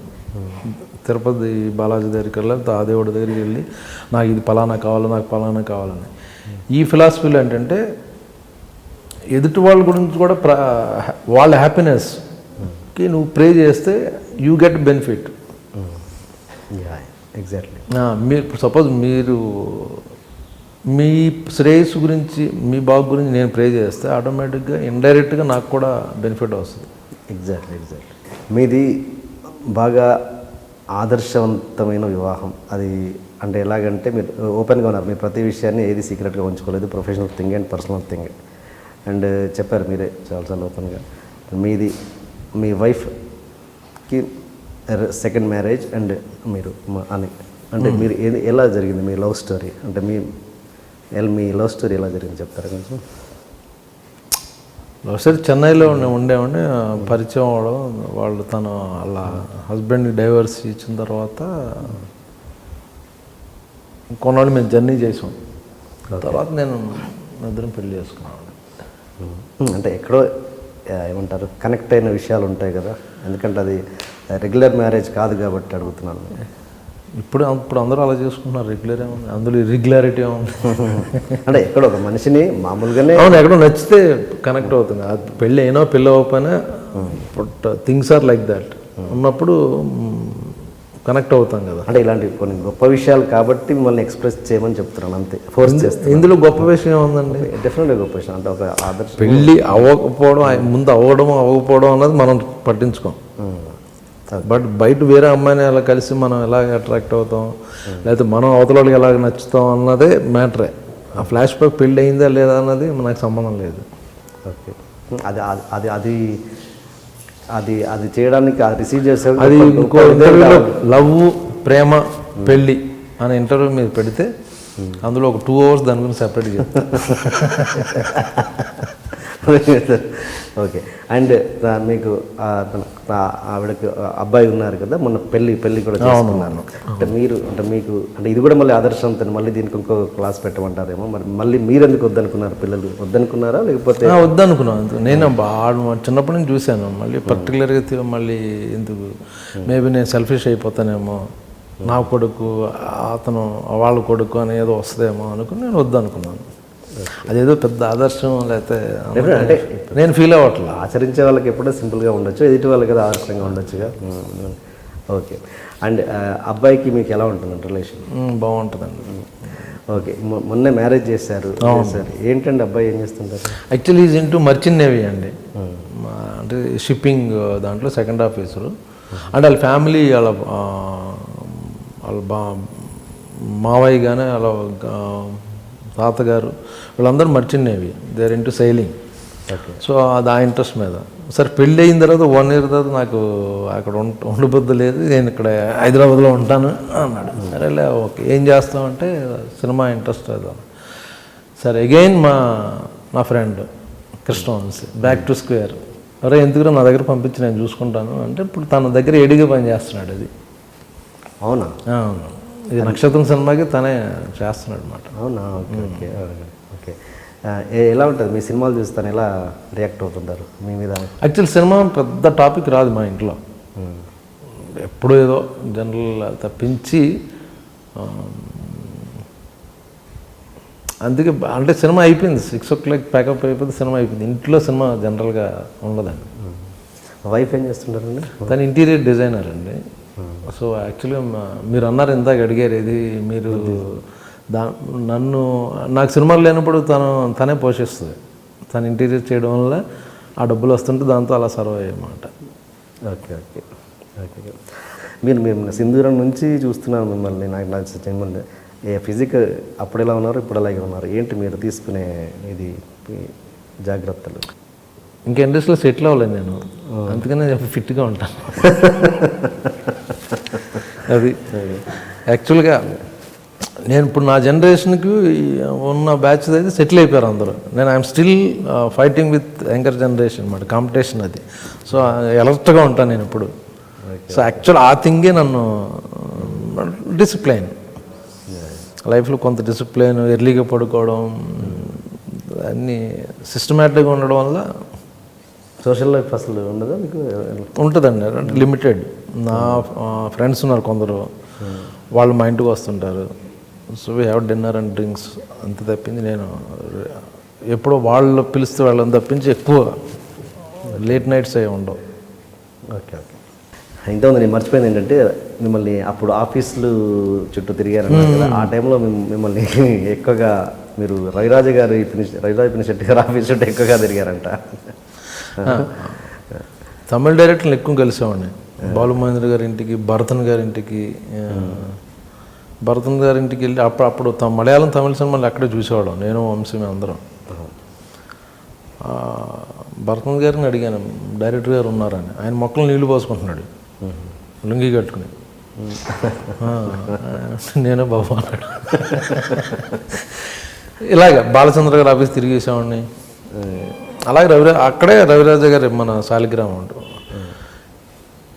వెళ్తే ఆయన చక్కగా ఆయన బాగా రిసీవ్ చేసుకునేవారు. చక్కగా కూర్చోబెట్టి వచ్చిన ఆర్టిస్ట్ని జనరల్గా ఆయన పాపం లెగిసి పొద్దున్నే ఆయన 8ంటికి ఒక 6-7 ఉంటే ఆయన వాళ్ళతో కూర్చొని మాట్లాడి పాపం కాఫీ కూడా ఇచ్చి, ఫలానా రోజు నెక్స్ట్ షెడ్యూల్ కలువు అనేవాడు ఆయన. ఆ నెక్స్ట్ షెడ్యూల్ ఆయన ఇచ్చిన డేట్ 15వ తారీఖున అనుకుంటే పరిగెట్టిన ఇంట్లో పెళ్ళి ఉన్నా కూడా వెళ్ళేవాడు కాదు. కజిన్స్ ఇది అది ఇంపార్టెంట్ మీటింగ్ ఉందని ఆ 15వ తారీఖు వెళ్తే ఆయన ఉండేవాడు కదా అక్కడ. బాంబేలో హిందీ సినిమా షూటింగ్ అని ఇలా చాలాసార్లు తిరిగేసా ఆయన చుట్టూ. ఆల్మోస్ట్ సంవత్సరానికి 360 రోజులు అంటే 300 రోజులు ఆయన ఇంటికి వెళ్ళేవాడిని. ఆయనతో యాక్ట్ చేయడం కుదరలే అప్పుడు, ఇవ్వలే అసలు ఆయన. అలాగే మా అన్నయ్య సినిమాలో మంచి క్యారెక్టర్ వేసాను ఆయన సినిమాలో. చాలా లాంగ్ అయిన తర్వాత అలా ట్రై చేసిన వాళ్ళ దగ్గర అసలు అక్కడ కుదరలే. మీకు ఎప్పుడు అనిపించలేదా ఇప్పుడు కృష్ణవంశీ గారు అనుకున్నట్టుగా ఇంకెళ్ళిపోదాం, నెక్స్ట్ డే మీరు భోజనం పెట్టకపోతే వెళ్ళిపోయేవారు ఆయన? అంటే నాకు ఇంట్లో నుంచి భోజనం వచ్చేది, ఫుడ్ వచ్చేది కదా అనుకో. అది ఓకే ఓకే. అండ్ మీరు కర్మ సిద్ధాంతాన్ని బాగా నమ్ముతారంట, ఎట్లా దాన్ని మీరు ఎలా అప్లై చేసుకుంటారు? అంటే పూర్వజన్మ అంటే నమ్ముతాను నాకు తెలియదు, పూర్వజన్మ బట్టి. ఇప్పుడు మీరు అన్నారు కొందరు ఏమి ట్రైనింగ్ లేకుండా, ఇప్పుడు రాము గారు ఉన్నారు, ఆయన అసిస్టెంట్ డైరెక్టర్కి పెద్దగా ఏం చేయలే, ఓ అబ్జర్వేషన్ ఒక సినిమా చేశాడు. సో సడన్గా ఆయన ఏంటంటే ఇండియాలో one of the top most brain cinema గురించి. అది ఎలా వచ్చింది? అది ఇప్పుడు సంపాదించుకున్న నాలెడ్జ్ కాదని నా ఫీలింగ్. ఎప్పటి నుంచో ఎక్యుములేట్ అయ్యి ఒక్క సినిమా అబ్జర్వేషన్ చేసి శివాలాంటి సినిమా తీయడం అంటే మనం ఒక 100 సినిమాలు కో డైరెక్టర్ పనిచేసి లేదా అంత వర్క్ చేసినప్పుడు ఒక సినిమా చేసాడు. సో ఎక్కడో పాస్ట్ కర్మ నాలెడ్జ్ అంతా ఆయన దగ్గర ఉందని నా ఫీలింగ్. అలాగే యాక్టర్స్ కూడా. సో ఈ జన్మలో ఎంత మంచి చేసినా కూడా ఈ జన్మలో అనుభవిస్తారన్న గ్యారెంటీ లేదు. ఇప్పుడు మారిందండి కర్మ సిద్ధాంతం, కలియుగం. సిలబస్ మార్చారు. ఇప్పుడు సిలబస్ ఏంటంటే, ఇప్పుడు ఈ మంత్లో బ్యాడ్ చేస్తే you will get it back in second 2-3 monthsలో you will get it back. 1 yearలో చూస్తున్నాం మనం ఫాల్ డౌన్. రాంగ్ రూట్లో వెళ్ళి ఎవరైనా పాలిటిక్స్ చేసి ఏమైనా చేసావో అది 2-3 నెలలకు చూస్తున్నాం మనం. లాస్ట్ 10 yearsలో ఎంతమంది పడిపోయారు మన కళ్ళ ముందు. షార్ట్ కట్లు కొన్ని 100 కోట్లు సంపాదించి మనం చూస్తున్నాం. ఇప్పుడు వాళ్ళు జైల్లో ఉండడం, లేకపోతే వాళ్ళ ఇండస్ట్రీ నుంచి బయటకు వెళ్ళిపోవడం, వాళ్ళ ఆస్తులు అమ్మేసుకోవడం, వాళ్ళ బ్యాంక్, ఇన్ని స్కాములు చూస్తున్నాం. సో ఇప్పుడు అలా కదా, పాత నెక్స్ట్ జన్మ ఏం కదా, ఈ జన్మలోనే ఇప్పుడే జరిగిపోతుంది. ఇప్పుడు శివ టాపిక్ వచ్చింది కాబట్టి, గులాబీలో మీరు చెప్పారు బ్యాక్ స్టాప్ గురించి ఇప్పటికీ చెప్పుకుంటున్నారు అని. అలా మీరు గొల్లపూడి మారుతిరావు గారిని చంపే సీన్లో వర్మ గారు ఇచ్చిన ఎక్స్ప్లెనేషన్ అదొకసారి చెప్పండి. అదా,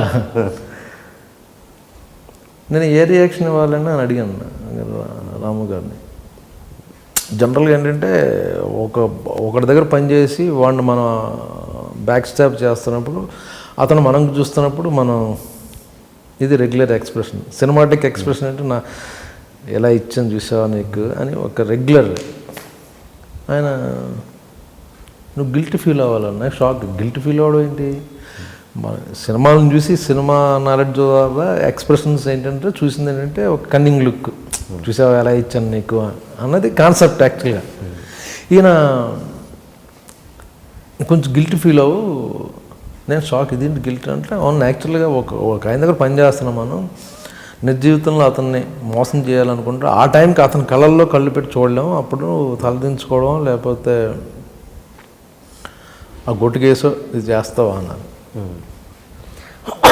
ఈయన మామూలు డైరెక్టర్ కాదు, ఎక్కడికి వెళ్ళిపోతాడు అనుకున్నాను. అది కరెక్ట్ యాక్చువల్గా. అప్పుడు అనుకున్నారా శివ నిజంగా? అంటే చాలామంది ఎవరు శివ సక్సెస్ని ఎవరు ఈవెన్ ఇంక్లూడింగ్ ఆర్జీవి ఎక్స్పెక్ట్ చేయలేదు. మీరు ఎక్స్పెక్ట్ చేశారా? ఆర్జీవి ఎక్స్పెక్ట్ చేశారా? సక్సెస్ డెఫినెట్గా. యాక్టర్స్లో నేను బాగా ఇన్స్పైర్ అయ్యాను. న్యూ ఎక్విప్మెంట్ రావడం, కొత్త షాట్లు తీయడం. ఓకే. యాక్చువల్లీ నేను దొంగతనంగా సినిమా డబల్ పాజిటివ్ చూశాను. అవునా? ఓకే. ఆ సినిమాకి దాంతో రాము గారు ఒక 1 year నాతో మాట్లాడలే. ఇళయరాజు గారు చూస్తున్నారు, నేనేమో తేజ నన్ను బైక్ మీద దింపు అన్నాడు థియేటర్ దగ్గర. నేను కూడా చూస్తాను అన్నాను. రా పర్లేదు అని అన్నాడు. సో తేజ, రాము గారు, సురేంద్ర గారు కింద ఉన్నారు, ఇళయరాజు గారు చూస్తున్నారు. నేను వెనక రోలో, ఆయన రాము గారు, నేను కొంచెం వెనక రోలో చీకట్లో నుంచి చూసి వెళ్ళిపోయా, కిందకు వచ్చా అన్నమాట. మధ్యలో సురేంద్ర అటు ఇటు తిరక్క డిస్టర్బెన్స్, రాజా గారు చూస్తున్నారని. ఓహో ఆయన పర్మిషన్ ఇచ్చాడు. మళ్ళీ వెళ్ళి ఆ 2 doors మధ్యలో నుంచి చూస్తే సినిమా మొత్తం డబుల్ పాజిటివ్ చూసినప్పుడే మీరు అద్భుతంగా ఉన్నాం. తర్వాత 1 year మీతో మాట్లాడలేదు అన్నారు కదా, అంటే ఇంకా తర్వాత అంటే ఇంప్రెషన్ పోయింది నా మీద. చెప్పాను కదా ఆయన కూడా వచ్చి చూసేసాడని. నాకేమో ఇదేదో తీస్తున్నాడని ఫీలింగ్ నాకు. చేశారా మీరు మళ్ళీ శివ వర్మ గారితో మళ్ళీ? తర్వాత ఆయన హిందీ సినిమాలు అంటే హిందీ శివ చేశాను మళ్ళీ ఆయనతో. హిందీ శివ అనేది చేశా. బట్ ఆ తర్వాత ఆయన మళ్ళీ హైదరాబాద్ రావడం, అప్పుడు మళ్ళీ ఆయనతో ఇదయ్యా. మీరు ఇప్పటివరకు పనిచేసిన డైరెక్టర్లలో అంటే బెస్ట్ అని అనడం కాదు కానీ మీకు నచ్చిన డైరెక్టర్స్ ఎవరు? అన్ని రకాలుగా ట్యూన్ అయ్యి యాజ్ అన్ ప్రేక్షకుడిగా ఆర్జీ వాజ్ ద బెస్ట్ అండి నాకు. ప్రేక్షకుడు అంటే అంత గొప్ప క్యారెక్టర్లు ఏం చేసేలేదు నేను. బట్ మన ఇండియాలో మనం గర్వించదగ్గ డైరెక్టర్ మన తెలుగు నుంచి అంటే ఆర్జీవి.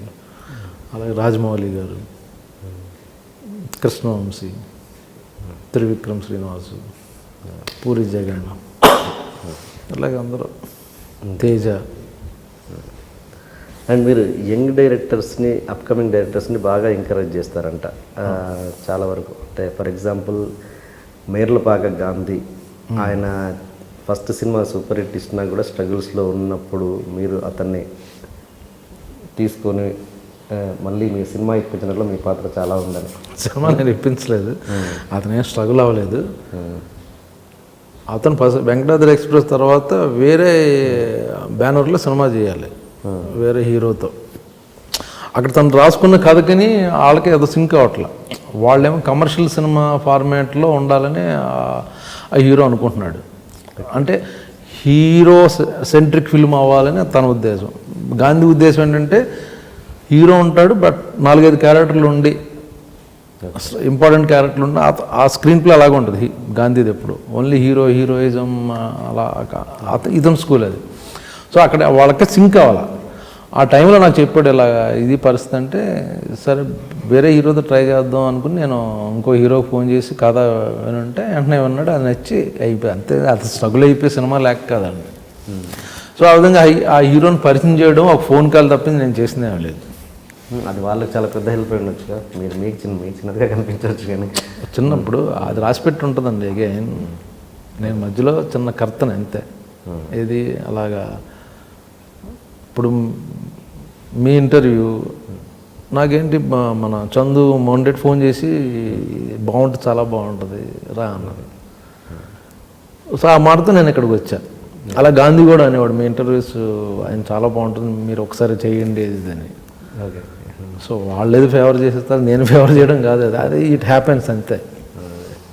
అది అలాగా జరగాలని రాసిపెట్టి అది నా ద్వారా జరుగుతుంది, నేను జరగకపోతే ఇంకోటి ద్వారా జరుగుద్ది. అది జరగడం అనేది ఖాయం.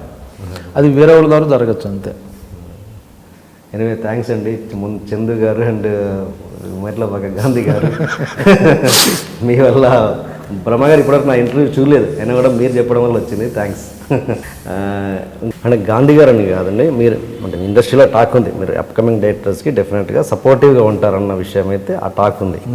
వాస్తవంగా అదే నిజంగా దాన్ని ఇది అందులో కూడా నాకు సెల్ఫిష్ అదే అనబోతున్నాను. ఎందుకంటే వాళ్ళు పైకి వస్తే గివ్ అండ్ టేక్ ఇది అంటే ప్లాన్ చేయను కానీ ఈ ఫ్యూచర్ డైరెక్టర్స్ వాళ్ళే. అది సో వాళ్ళకి హెల్ప్, వాళ్ళు పాపం ఒక షార్ట్ ఎక్స్ట్రా చేయాలి, ఇలా టైం అయిపోయింది చెయ్యి, లేకపోతే ఒక డబ్బులు అయిపోయినాయి ఒక రోజు ఎక్స్ట్రా డేట్ కావాలి మాకు ఇస్తామంటే చేస్తుంటాను. మనం ఇప్పుడు సపోర్ట్ చేస్తే వాళ్ళు పైకి వచ్చి మనకు హెల్ప్ చేస్తారు, ఆ ఉద్దేశం. పాపం కొందరు నిజంగా మంచి డైరెక్టర్లు బాగా రాసుకుంటారు, వాళ్ళు ఫైనాన్షియల్ ప్రాబ్లమ్స్ ఉంటాయి. మనం లేదు నేను ఇన్ని రోజులే మాట్లాడాను, 5 రోజుల తర్వాత నువ్వు చేయాలనుకుంటే ఎక్స్ట్రా ఒక రోజు చెయ్యాలి అంటే దానికి నేను ఎక్స్ట్రా పేమెంట్ అడగడం తప్పు అనిపిస్తుంది నాకు ఎందుకో. వాళ్ళకి సోర్సెస్ ఉండవు, ఏదో చిన్న డైరెక్టర్ని చిన్న ప్రొడ్యూసర్ని మాట్లాడుకుని వస్తారు లో బడ్జెట్లో. సో మన మీద ఇష్టం మీద పెట్టుకుంటారు. ప్రొడ్యూసర్లు ఏం చెప్తారంటే ఓకే ఒక ఎక్స్ట్రా మేము చెయ్యం ఒక రోజు, కాదండి బ్రహ్మాజీ గారిని తెచ్చుకుంటాను ఆయన డబ్బులు అడుగుతాడు, నేను అక్కడలే నేను ఫ్రీ చేసి పెడతాను ఒక రోజు అని చెప్తే అప్పుడు అలా హెల్ప్ చేస్తుంటాను. అది అంటే it's a give and take policy అంతేనా? ఆ ఉద్దేశం కాదండి, బట్ నేను కూడా ఒకప్పుడు వచ్చాను, నాకు హెల్ప్ చేసిన వాళ్ళు ఉన్నారు, నాకు వంశీ హెల్ప్ చేశాడు కదా కృష్ణవంశీ, అలాగే నేను హెల్ప్ చేయాలి. అది నేను స్ట్రగుల్ అయిపోయాను కాబట్టి వాళ్ళు కూడా స్ట్రగుల్ అవ్వని అన్న మెంటాలిటీ కాకుండా నేను స్ట్రగుల్ అయ్యాను, ఆ బాధ నాకు తెలుసు కాబట్టి ఇప్పుడు వచ్చే కుర్రాళ్ళకి ఆ బాధ మనం ఎందుకు అలా చేయాలి. ఒకప్పుడు అసిస్టెంట్ డైరెక్టర్స్ అంటే అంత పెద్ద గౌరవం ఉండేది కాదు, ఇప్పుడు మాత్రం ఖచ్చితంగా అసిస్టెంట్ డైరెక్టర్కి ఎంత వాల్యూ ఇస్తున్నారో అసిస్టెంట్ డైరెక్టర్ కూడా అంతే వాల్యూ ఇస్తున్నారు. ఎందుకంటే వాడు ఏ క్షణమైన డైరెక్టర్ అవుతారో తెలియని పరిస్థితిలో ఉన్నారు కాబట్టి. అంతేనా? అది చదువుకుని వచ్చి చాలామంది చదువుకున్నారు, సో దేనో ఆ టాలెంట్ ఉంది కాబట్టి రెస్పెక్ట్ వస్తుంది. ఊరినే అసిస్టెంట్ డైరెక్టర్ అని ఇచ్చారని వాళ్ళతో ట్రావెల్ అవుతుంటే వాడుకున్న నాలెడ్జ్ బట్టి అప్పటికి ఇప్పుడు మారిందండి టోటల్గా. అండ్ మీరు సినిమాల మీద మీ అభిప్రాయాన్ని చాలా నిక్కచ్చిగా చాలా స్ట్రైట్ ఫార్వర్డ్గా డైరెక్టర్కి చెప్పేస్తుంటారంట. అంటే మీరు యాక్ట్ చేసిన సినిమాలను కూడా ప్రేమ సినిమా విషయంలో కూడా చందు గారికి అలాగే చెప్పారంట. చూసి డబ్బింగ్ చెప్తున్నప్పుడు ఏమంతా డబ్బింగ్ చెప్తున్నప్పుడు దాన్ని బిఫోర్ యాక్ట్ చేస్తున్నప్పుడు అంతగా లేదు, డబ్బింగ్ చెప్తున్నప్పుడు మాత్రం చాలా బాగా తీసాడు అన్నట్టు. ఎవరు ఎప్పుడు కరెక్ట్గా స్ట్రైట్ ఫార్వర్డ్ చెప్పినప్పుడు ఎవరు అప్పుడు హర్ట్ అయిన సందర్భాలు లేవా? హర్ట్ అయితే వాళ్ళు బ్యాడ్ లక్ అండి. నేను నిజం చెప్తున్నాను, నిజం ఎందుకు చెప్తున్నాను, అతని మీద ఇష్టం ఉంది కాబట్టి. సో అది కూడా నేను వాళ్ళ రిసీవ్ చేసుకుంటారన్న ఉద్దేశం చెప్తాను, వాళ్ళకే చెప్తాను. ఈగో ఉన్న డైరెక్టర్కి నేను తీసిందే కరెక్ట్ అన్నాడు చెప్పను. కొన్ని చెప్పడంలో ఒక్కోసారి దూరం అయ్యాను కాబట్టి వాళ్ళకి చెప్పడంలో ఉపయోగం లేదనుకుని నేను చెప్పను. ఇంకా ఇలా పేర్లు చెప్పకుండా ఎలాంటి సందర్భంలో జనరల్గా ఏదైనా పలానా సీక్వెన్స్ నచ్చదు మాకు తెలుసు వర్కౌట్ అవ్వదని చేస్తున్నప్పుడు యాక్ట్ చేస్తాను మేము ఆర్టిస్టులు డిస్కస్ చేసుకుని అబ్బాయి ఇది వర్కౌట్ అవ్వదని, అదేదో డైరెక్టర్ చెప్తే లేదు సూపర్ అంటాడు, బట్ తర్వాత వర్కౌట్ అవ్వదు అది. సో తీసుకుని ఏమైనా ఆలోచించి అలా ఓకే చేసుకుంటే వాళ్ళకే బెటర్. బట్ ఇప్పుడున్న డైరెక్టర్స్ అలా ఎవరు లేరు, ఈగో ఫీల్ అయిపోయి అందరూ ఫ్రెండ్లీగా. అసిస్టెంట్ డైరెక్టర్ ఇప్పుడు మన కొరటాల శివ ఉన్నారు,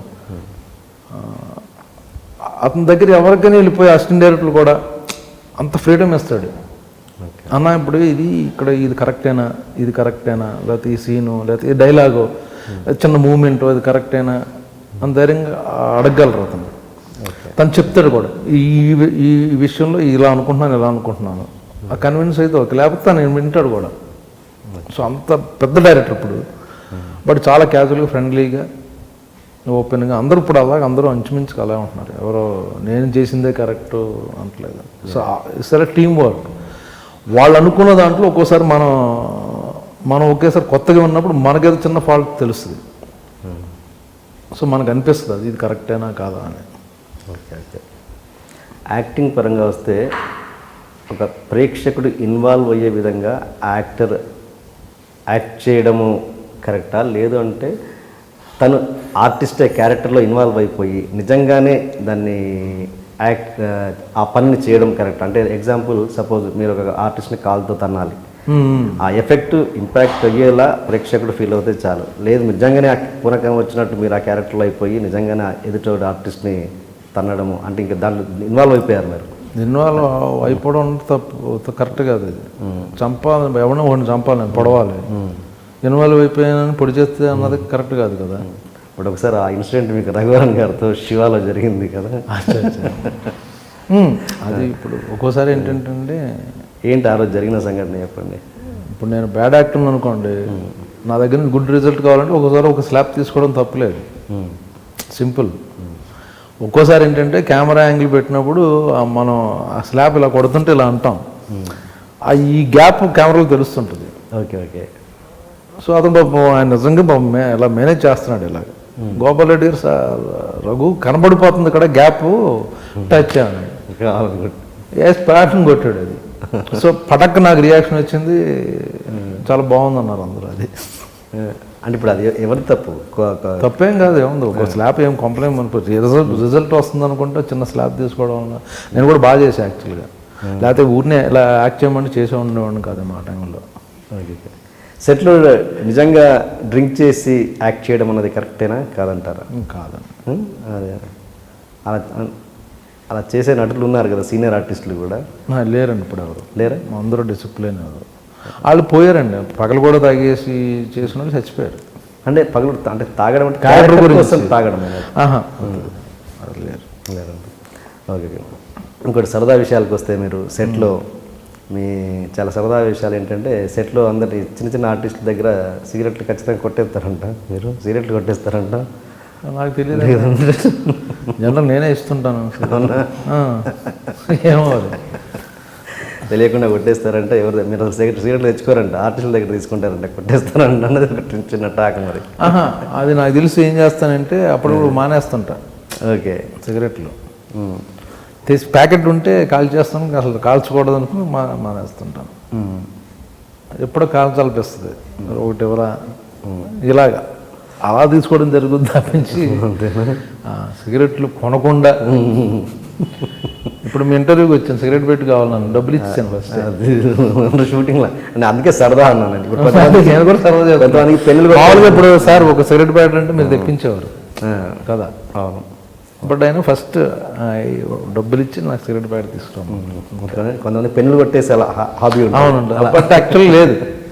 అదే పర్టికులర్ ఏంటంటే ఒక్కోసారి మానేద్దాం అన్న టైంలో జరుగుద్ది. అక్కడో సిగరెట్ ఇక్కడో సిగరెట్ తీసుకుని కాల్చి చేస్తుంటాను. అండ్ టీజింగ్ కూడా మీరు ర్యాగింగ్ టీజింగ్ బాగా చేస్తారంట చిన్న ఆర్టిస్టులని. చిన్న అంటే మొన్న సర్దార్ గబ్బర్ సింగ్ సెట్లో సుమన్ శెట్టిని పాట పాడించామని పాట పాడదాకా వదలలేదంట. ర్యాగింగ్ ఏముంది, ఇప్పుడు వాళ్ళని ఎంకరేజ్ చేసి వాళ్ళు ఉన్న టాలెంట్ బయటకు తీసుకోవడం అనమాట. అది ర్యాగింగ్ అంటారు. సదా చేయరా అంటే ఎవరో చూస్తారు బాగుందే అనుకుని, అదే ఎంటర్టైన్మెంట్ అంతే. ఎవరిని నాకు తెలిసి నేను హర్ట్ చేయనండి ఎవరిని. ఓకే.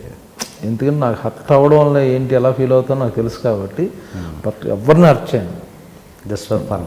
సరదా ఫన్ కూడా ఏంటంటే అవతల ఇబ్బంది, ఆడు బాధపడకూడదు, ఆడు సరదా ఎంజాయ్ చేసి చేయాలి తప్పించి నన్ను ఇప్పుడు సరదాగా ఇప్పుడు హీరోలు నాతో ఆడుకుంటారు సరదాగా, నాతో జోకులు వేస్తారు, నన్ను ఏడిపిస్తారు. బ్రహ్మానందం అన్నాడు, బ్రహ్మానందం అయితే పవన్ కళ్యాణ్ గారు వీళ్ళందరూ ఉంటారు, ఇద్దరు కలిసి నన్ను ఏడిపిస్తారు. ఆ సరదా నవ్వుకోవడానికి బాగుంటుంది అది. సో నేను కూడా నాకు చిన్న ఆర్టిస్టులు అంతవరకు పెడుతుంది తప్ప హర్ట్ అయ్యేటట్టుగా ఎవరో చేయరండి. ఎలా ఏడిపిస్తారు మళ్ళీ? జనరల్గా ఇప్పుడు బ్రహ్మానందం అంటే ఏదో ఒకటి చేస్తూనే ఉంటాడు, వచ్చి నన్ను కొరికేస్తాడు, నేను కొరికితే చంపేస్తాను నేను అంటాను, నన్ను సరదా రా అంటాను నేను. చంపేస్తాను రా బ్రహ్మయ్య, చంపేస్తా కళ్యాణ్ గారికి చెప్తా ఎదురుగా, బాస్ మీ పర్మిషన్ తీసుకుని కొరికే అంటాడు ఆయన. ఇలాగమాట వచ్చి మీద పడి కొరికేయడం అలా సరదాగా. మీకు బాగా ఎక్కువ అటాచ్మెంట్, ఎక్కువ క్లోజ్నెస్ ఉన్న హీరో ఎవరు మీకు బాగా? రవి మొదటి మేము ఫ్రెండ్స్. రవితో పవన్ కళ్యాణ్ బాగా క్లోజ్గా ఉంటాం. ఎందుకు ఆయనకి అంత అంటే ఏదో ఉంటుందిగా, చిన్న లింక్ ఉంటుందిగా? ఏమో తెలియదు నాకు, ఏదో కనెక్షన్ అంతే. జానీ సినిమాకి అరవింద్ గారి గురించి చెప్పాలి, ఆయన చుట్టూ తిరిగానండి. ఓకే. గీతా ఆర్ట్స్కి ఎవరెవరో వచ్చి పరిచయం చేసి పలానా ఏదో పరిచయం, ఒక్క సినిమా ఇవ్వాల అల్లు అరవింద్ గారు. ఆయన చేసిన గొప్ప పని ఏంటంటే పవన్ కళ్యాణ్ గారిని పరిచయం చేశాడు అంతే. ఒకసారి చిరంజీవి గారి దగ్గర తీసుకెళ్ళాడు నా పోరు పడలేక. మెడ్రాస్లో మెగాస్టార్ చిరంజీవి గారి ఇంటికి వెళ్తే ఆయన మామూలుగా చూసి ఓకే ఇన్స్టిట్యూట్ అంటే ఆయన ఆల్ ద బెస్ట్ ట్రై చేసి చూద్దాం, నేను లక్ ఎలా ఉంటుందో చెయ్యి ట్రై చేసి తప్పేమో నేను ఎంకరేజ్ చేశాను.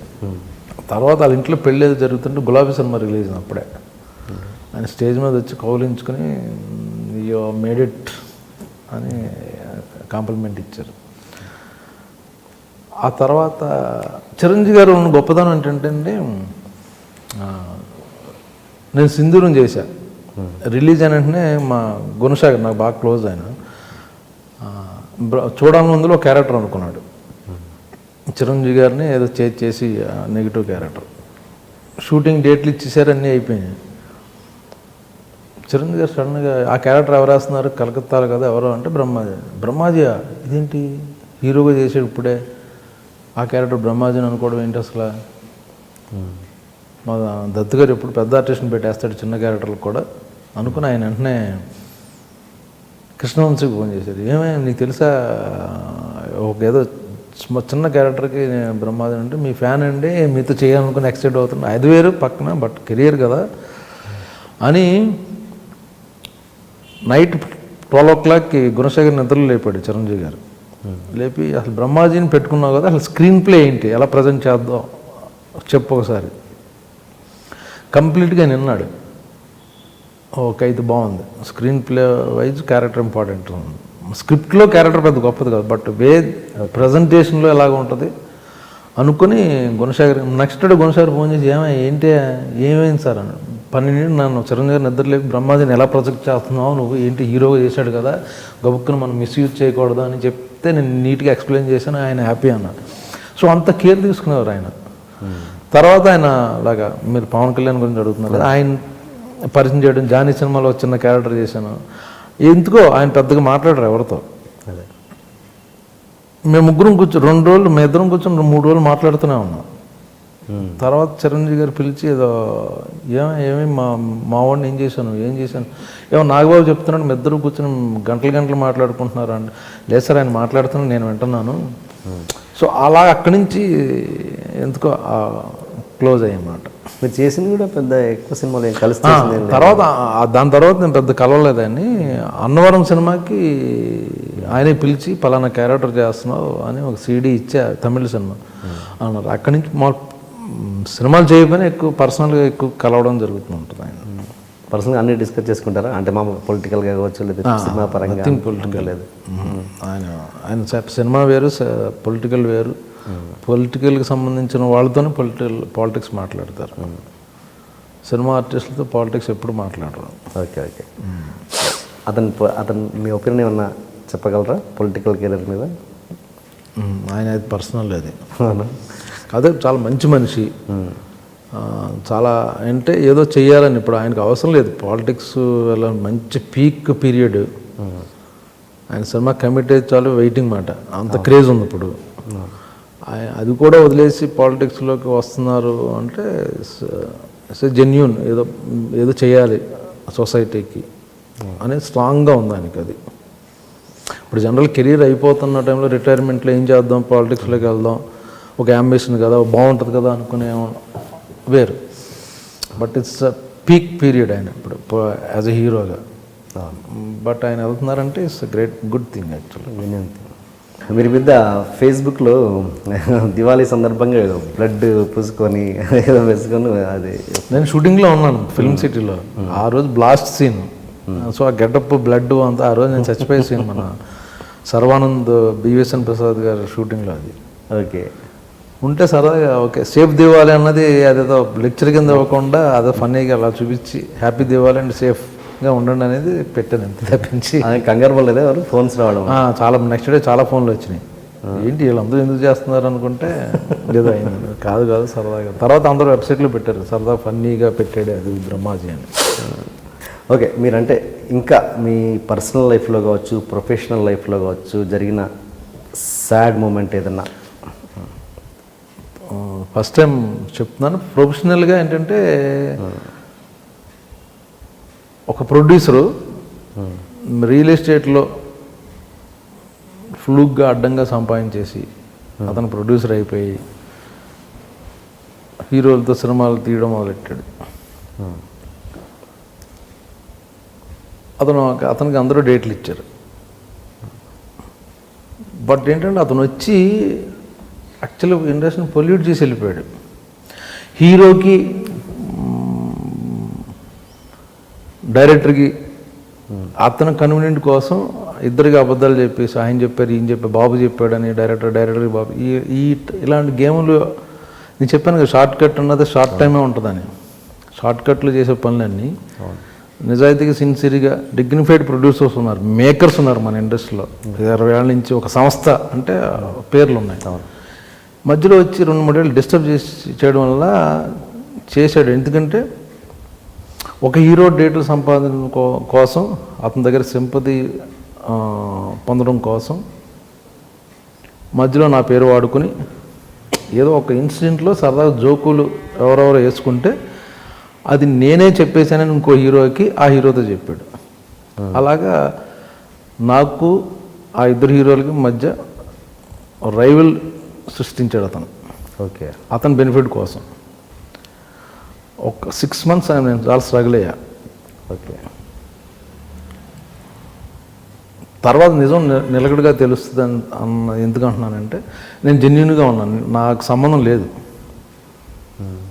ఇప్పుడు ఒక టాపిక్ మనం మాట్లాడుతున్నాం, ఎంతమంది ఉన్నామండి, నేను పర్టికులర్గా మీకు ఏమైనా చెప్పానంటే మీరు ఒక సీక్రెట్ నాకు చెప్పారనుకోండి, ఆ బయటికి వెళ్ళిందంటే మీరైనా అవ్వాలి నేనైనా అవ్వాలి. మీరు చెప్పడం కానీ నేను చెప్పడం ఒక ఇన్సిడెంట్. ఇక్కడ 6 ఉన్నాం, నేను ఏదో అన్నాను, 6లో ఎవరో ఒకరు చెప్పచ్చు. సో ఆ విధంగా అతను మోసేసాడు. మోయడం కూడా జరిగింది కూడా కాదు, యాక్చువల్గా అతను క్రియేట్ చేశాడు to get a sympathy from other hero. 6 నెలల తర్వాత ఇతను బయట ఉన్నాడు, ఆ హీరో ఆ ఇద్దరు హీరోలు మేము ముగ్గురు బాగానే ఉన్నాం. అతను ఇండస్ట్రీ నుంచి వెళ్ళిపోయాడు. సో అది చాలా స్ట్రగుల్ అయ్యాను నేను. ఓకే, అది చాలా బాగా ఒక 6 నెలల మాట. వాళ్ళిద్దరూ దూరం అయిపోయారు. తర్వాత అర్థం చేసుకున్నారు, నేను ప్రయత్నం చేయాల, నేనేం తప్పు చేయాల, నా సైడ్ నుంచి ఇది అని. బట్ ఎక్కడో క్యారీ అయిన అవ్వడమో లేదా వినడమో లేదా ఫీల్ అవ్వడం, వాళ్ళు బాధపడి మొత్తం ఫైనల్గా ఇంకో హీరో అన్నాడు, వాడు బయట ఉన్నాడు, వాడు ఇప్పుడు మన ముగ్గురం బాగానే ఉన్నామని అన్నాడు అన్నమాట. అది నా ఫైనల్ అచీవ్మెంట్. జెన్యున్గా ఉండి సిన్సియర్గా ఉంటే మధ్య మధ్యలో ఇటువంటి డిస్టర్బ్ చేస్తాయి.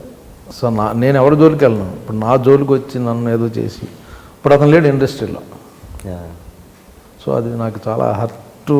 ఒక 6 నెలలు చాలా టార్చర్ అనిపించింది అనమాట. బట్ నా హ్యాపీ ఆ ఇద్దరు హీరోలతో వర్క్ చేస్తున్నాను, అందరూ బాగానే ఉన్నాం. ఓకే, ఏదా ప్రొడ్యూసర్ నటుడా? ఆ ప్రొడ్యూసర్ నటుడా? అది నేను చెప్పలేరు, నేను చెప్పకూడదు. ఎందుకు నా ఫీలింగ్ చెప్పాను తప్పించి అతన్ని టార్గెట్ చేసి అతని పేరు బయటకు రావాలన్నది నా ఉద్దేశం కాదు. ఓకే ఓకే ఓకే అండి. ఇంకా ఎనీ పర్సనల్? అదే నాకు బాగా ఇది. తర్వాత ఆ హీరోల సినిమాలో మీరు చేయలేదు? ఇద్దరు హీరోలతో చేశాను. అంటే అప్పుడు ఆ 6 months ఆ టైంకి లేదు యాక్చువల్గా, అప్పుడు షూటింగ్ ఏమీ లేదు. బట్ నన్ను పర్టికులర్గా అతను ఆ హీరోలను అవాయిడ్ చేయాలనే మెంటాలిటీ కాదు వాళ్ళు. వాళ్ళు ఏంటంటే ప్రొఫెషన్గా చూస్తారు, పర్సనల్గా చూస్తారు. ఓ పలానాడు అలా అన్నాడా అని మనం నా సినిమాలో పెట్టుకోకూడదు అనే మెంటాలిటీ ఉన్న హీరోలు కాదు వాళ్ళు. సో అది ఓకే. ఇది ప్రొఫెషనల్గా చెప్పారు, పర్సనల్గా ఏమన్నా చెప్పగలరు? అదే నేను పర్సనల్గా ఏం లేదండి, అంత హ్యాపీ నేను. నాకు మా ఫ్యామిలీ, నాకు మంచి 2 కుక్కలు ఉన్నాయి, చిన్న ఒక 1 acre ఫామ్ హౌస్ ఉంది. So happy. మీ అదర్ హాబీస్ ఏంటంటే సినిమా అదర్ దాన్ సినిమా? నేను ట్రావెలింగ్ బాగా చేస్తానండి, ప్రపంచం నేను సేవ్ చేసుకుంటే పెద్ద కోటీశ్వరుని అయిపోండి. ప్రతి ఫస్ట్ సినిమా నుంచి వచ్చిన ఆ డబ్బులు కొంత తీసుకెళ్ళి రియల్ ఎస్టేట్లో పెట్టేసి అలా రిచ్ మ్యాన్ అయిపోయామండి. బట్ ఎప్పటికప్పుడు ఎంత ఉంటే ₹1,00,000 ఇస్తే ఒక 50,000 అందులో తీసుకెళ్ళి కాశ్మీర్, ఆ టైంలో కాశ్మీర్ ఎవరు వెళ్ళరు, వెళ్ళిపోయాం మేము, నేను నా వైఫ్. కాశ్మీర్ చూసాను. లదాఖ్, ఇండియా మొత్తం తిరిగేసాను నేను. ఓకే. సో రియల్ ఎస్టేట్ భూమిలో ఉన్నప్పుడు కూడా ఒకసారి నా బ్యాంక్ అకౌంట్లో ఒక 6 లక్షలు ఉంటే 5 లక్షలు ఒక వరల్డ్ ట్రిప్ ఏదో ఉంటే యూరోప్ ట్రిప్ ఉంటే నేను మావిడ వెళ్ళిపోయాం. స్విట్జర్లాండ్, యూరోప్ మొత్తం తిరిగేసాం. వచ్చేసరి డబ్బులు లేవు. ఫోన్ చేసా, ప్రకాష్ రాజుకు ఫోన్ చేశా, ₹1,00,000 ఎవరో నాకు నెక్స్ట్ డబ్బులు వస్తాయి ఈ మంత్ పంపించాడు. బట్ అంటే ట్రావెలింగ్ అంత పిచ్చి. సో ప్రపంచం నా ఏమంటే మొత్తం మ్యాక్సిమం చూసేయాలని నేను. Okay okay. సో నా డబ్బులన్నీ దానికే వెళ్తాయి. మీ వైఫ్ ఏమన్నారా ఈ విషయంలో? తనకి ఇంకా ఇంట్రెస్ట్. అవునా? రేపు బయలుదేరదాం ఎక్కడికైనా అంటే రెడీ. సో ఇద్దరం మేము ట్రావెలింగ్ బాగా పిచ్చి. ఓకే. ప్రకాష్ రాజ్ గారు మీకు బాగా క్లోజా? ప్రకాష్ ఎట్లా అండి ఆయనతో రిలేషన్ చెప్పండి. ఇద్దరం బిగినింగ్ సినిమాలు చేసాం, తర్వాత పర్సనల్గా కలవడం. మా ఇంటికో ఎక్కువ రెగ్యులర్గా ప్రకాష్ రాజు వాళ్ళ వైఫ్ ఎప్పుడూ వస్తుంటారు. రవితేజ వస్తాడు. సో కృష్ణవంశీ. సో మేమందరం ఫ్యామిలీ ఫ్రెండ్స్లో ఎప్పుడూ కలిసి కూర్చుంటుంటాం.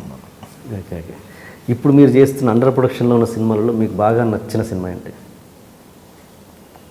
అప్పట్లో కూడా ఉండేవాడు సినిమా మంచి క్యారెక్టర్ అండి. అది రిలీజ్గా ఉంది యాక్చువల్గా. రీసెంట్ అంటే ఇప్పుడు ఇంకా నెక్స్ట్ రిలీజ్ అయ్యని కమిట్ అవ్వాలి యాక్చువల్గా. అంటే మధ్య నేను చేయట్లా, కొన్ని మిస్యూజ్ అవుతున్నాయి క్యారెక్టర్లు. ప్రేమంలో చాలా మంచి పేరు వచ్చింది. ఈ సంవత్సరం నాకు చాలా బాగుందండి యాక్చువల్గా. నేను ఇప్పుడు జాన్లో మెర్రబాగ్ గాంధీ ఎక్స్ప్రెస్ రాజా రిలీజ్ అయింది. ఓకే. దాని తర్వాత హను కృష్ణగాడ ప్రేమ కథ, అలాగే సర్దార్ మంచి క్యారెక్టర్, సర్దార్ గబ్బర్ సింగ్, అలాగే జనతా గ్యారేజ్, అలాగే ప్రేమం అప్పట్లో ఒకడు ఉండేవాడు. అందరూ మంచి డైరెక్టర్లతో వర్క్ చేసే సంవత్సరం. మన ఏలేటి, మన చంద్రశేఖర్, మనమంతా. సో వీళ్ళందరితో ఎవరు చేయలే. హను మంచి డైరెక్టర్, లక్కీకి మంచి క్యారెక్టర్ పడింది. అలాగే ఏలేటి చందు కూడా, అలాగే కొరటాల శివ, వీళ్ళందరితో ఫస్ట్ టైం చేశాను నేను. సో వీళ్ళందరూ నెక్స్ట్ బ్యాచ్ ఇస్తున్నారు మంచి క్యారెక్టర్లు. అదే ఒక 1 month బ్రేక్ తీసుకుని. మీరు ఆధ్యాత్మికంగా బాగా అంత దేవుని విపరీతంగా నమ్ముతారా? అటువంటి సిద్ధాంతం పక్కన పెడితే బుద్ధిజం అనేది సంథింగ్ పవర్ అండి. డెఫినెట్గా దేవుడు నమ్ముతాను. ఆధ్యాత్మికంగా ఒక మంచి మాట చెప్పండి మా ప్రేక్షకులకి. మనం చూస్తే నాకు ఎందుకు అలా అనిపించింది. మీరు హ్యాపీగా ఉండండి, అవతల హ్యాపీగా ఉండడానికి ప్రయత్నం చేయించండి, ఉంచడానికి అన్నమాట. అవతల హ్యాపీ చేయండి, తద్వారా మీరు కూడా హ్యాపీగా ఉంటారు. So don't be selfish. నాను అనుకుంటే వర్కౌట్ అవ్వదు. You work for others, so automatically you get it back అన్నమాట. ఓకే అండి. ఇప్పటి జనరేషన్లో లాంగ్ కెరీర్ చూసిన ఆర్టిస్టులు కొంచెం తక్కువ మంది ఉన్నారు. బ్రతికి ఉన్న వాళ్ళు చాలా తక్కువ మంది ఉన్నారు. సినిమా ఆర్టిస్ట్ కొంతమంది ఉన్నారు, కానీ మీరు చాలా కెరీర్ చూశారు. తక్కువ సినిమాలు చేసినా కూడా కెరీర్ పెద్దగా ఉంది. ఇంత లాంగ్ కెరీర్ చూసినాక మీకు ఇండస్ట్రీ మీద మీ ఒపీనియన్ ఏంటి? చేదు చూశారు, తీపి చూశారు. ఇండస్ట్రీలో ఉండడం అనేది నా అదృష్టం అండి. అంటే కొన్ని కోట్ల మందిలో ఓన్లీ 200 మంది 300 మంది మంచి పొజిషన్లో ఉంటారు. ఒక 100 మంది 500 మంది అనుకోండి. అందులో ఒకడవడం అన్నది నా పూర్వజన్మ సుకృతం అనుకుంటాను. ఎందుకంటే సినిమాల్లో రావాలని చాలా ట్రై చేస్తున్నారు, వస్తారు కానీ బట్ సక్సెస్ ఒక మంచి కంఫర్టబుల్ పొజిషన్ అది నేను అదృష్టంగా ఫీల్ అవుతాను. ఇట్స్ నాట్ ఈజీ అండి. సినిమాలో రావడం, ప్రయత్నం జరగడం, అక్కడ సక్సెస్ఫుల్ అవ్వడం, అయిన తర్వాత నేనే సినిమా, నా వల్లే సినిమా అనుకున్న వాళ్ళు వెళ్ళిపోవడం చూశాను. బట్ అందరూ కలిపి ఒక యాక్టర్ని తయారు చేస్తున్నారు. నాలో ఉన్న నెగిటివ్ పాయింట్స్ని పక్క పెట్టి పాజిటివ్ పాయింట్స్ని ప్రొజెక్ట్ చేస్తారు. కెమెరామ్యాన్ కానీ, ఒక రైటర్ కానీ, ఒక ఫైట్ మాస్టర్ కానీ, ఒక డైరెక్టర్ కానీ, నీ బాడీ లాంగ్వేజ్ ఇక్కడ ఆడుగా ఉంది, ఇది వద్దు, ఇది అలా అందరూ టెక్నీషియన్ కలిపి ఒకటి తయారు చేస్తున్నారు. సో అందరూ టీం వర్క్. అది నేనే గొప్పవాడిని, నేను ఒక 10 సినిమాల తర్వాత ఫీల్ అయితే ఇండస్ట్రీలో ఉండరు. సో ఆల్వేస్ షో గ్రాటిట్యూడ్ అండి. నేను ఇక్కడ ఉండడం నా అదృష్టం. మంచి డైరెక్టర్లు నాకు మంచి క్యారెక్టర్లు ఇచ్చారు, రైటర్లు రాశారు, మంచి ప్రొడ్యూసర్లు, మంచి హీరోలు, వీళ్ళందరూ బాగున్నారు, నాతో బాగా హెల్ప్ చేస్తున్నారు అన్న దాంట్లో ఉంటే హ్యాపీ. నేనే నా అవసరం బట్టి వాళ్ళు పిలుస్తున్నారు, అనుకుంటే నీ అవసరం కొన్ని రోజుల తర్వాత పోద్ది. అలాంటి హీరోలని అలాంటి నటుల్ని చూసారా మీరు మీ ఎక్స్పీరియన్స్లో? ఇప్పుడు చాలామంది ఇండస్ట్రీ నుంచి సడన్గా వెళ్ళిపోయిన వాళ్ళు, లేకపోతే హెల్త్ పాడైపోయి అంటే లైఫ్ ఇది పర్మనెంట్ అనుకుంటారండి చాలామంది.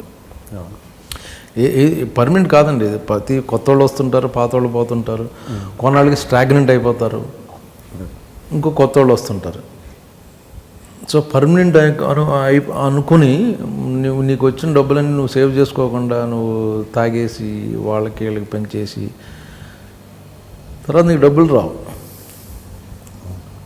నేను యాక్టర్గా ఏంటంటే అండి మొదటి నుంచి అది థ్యాంక్స్ టు మై వైఫ్.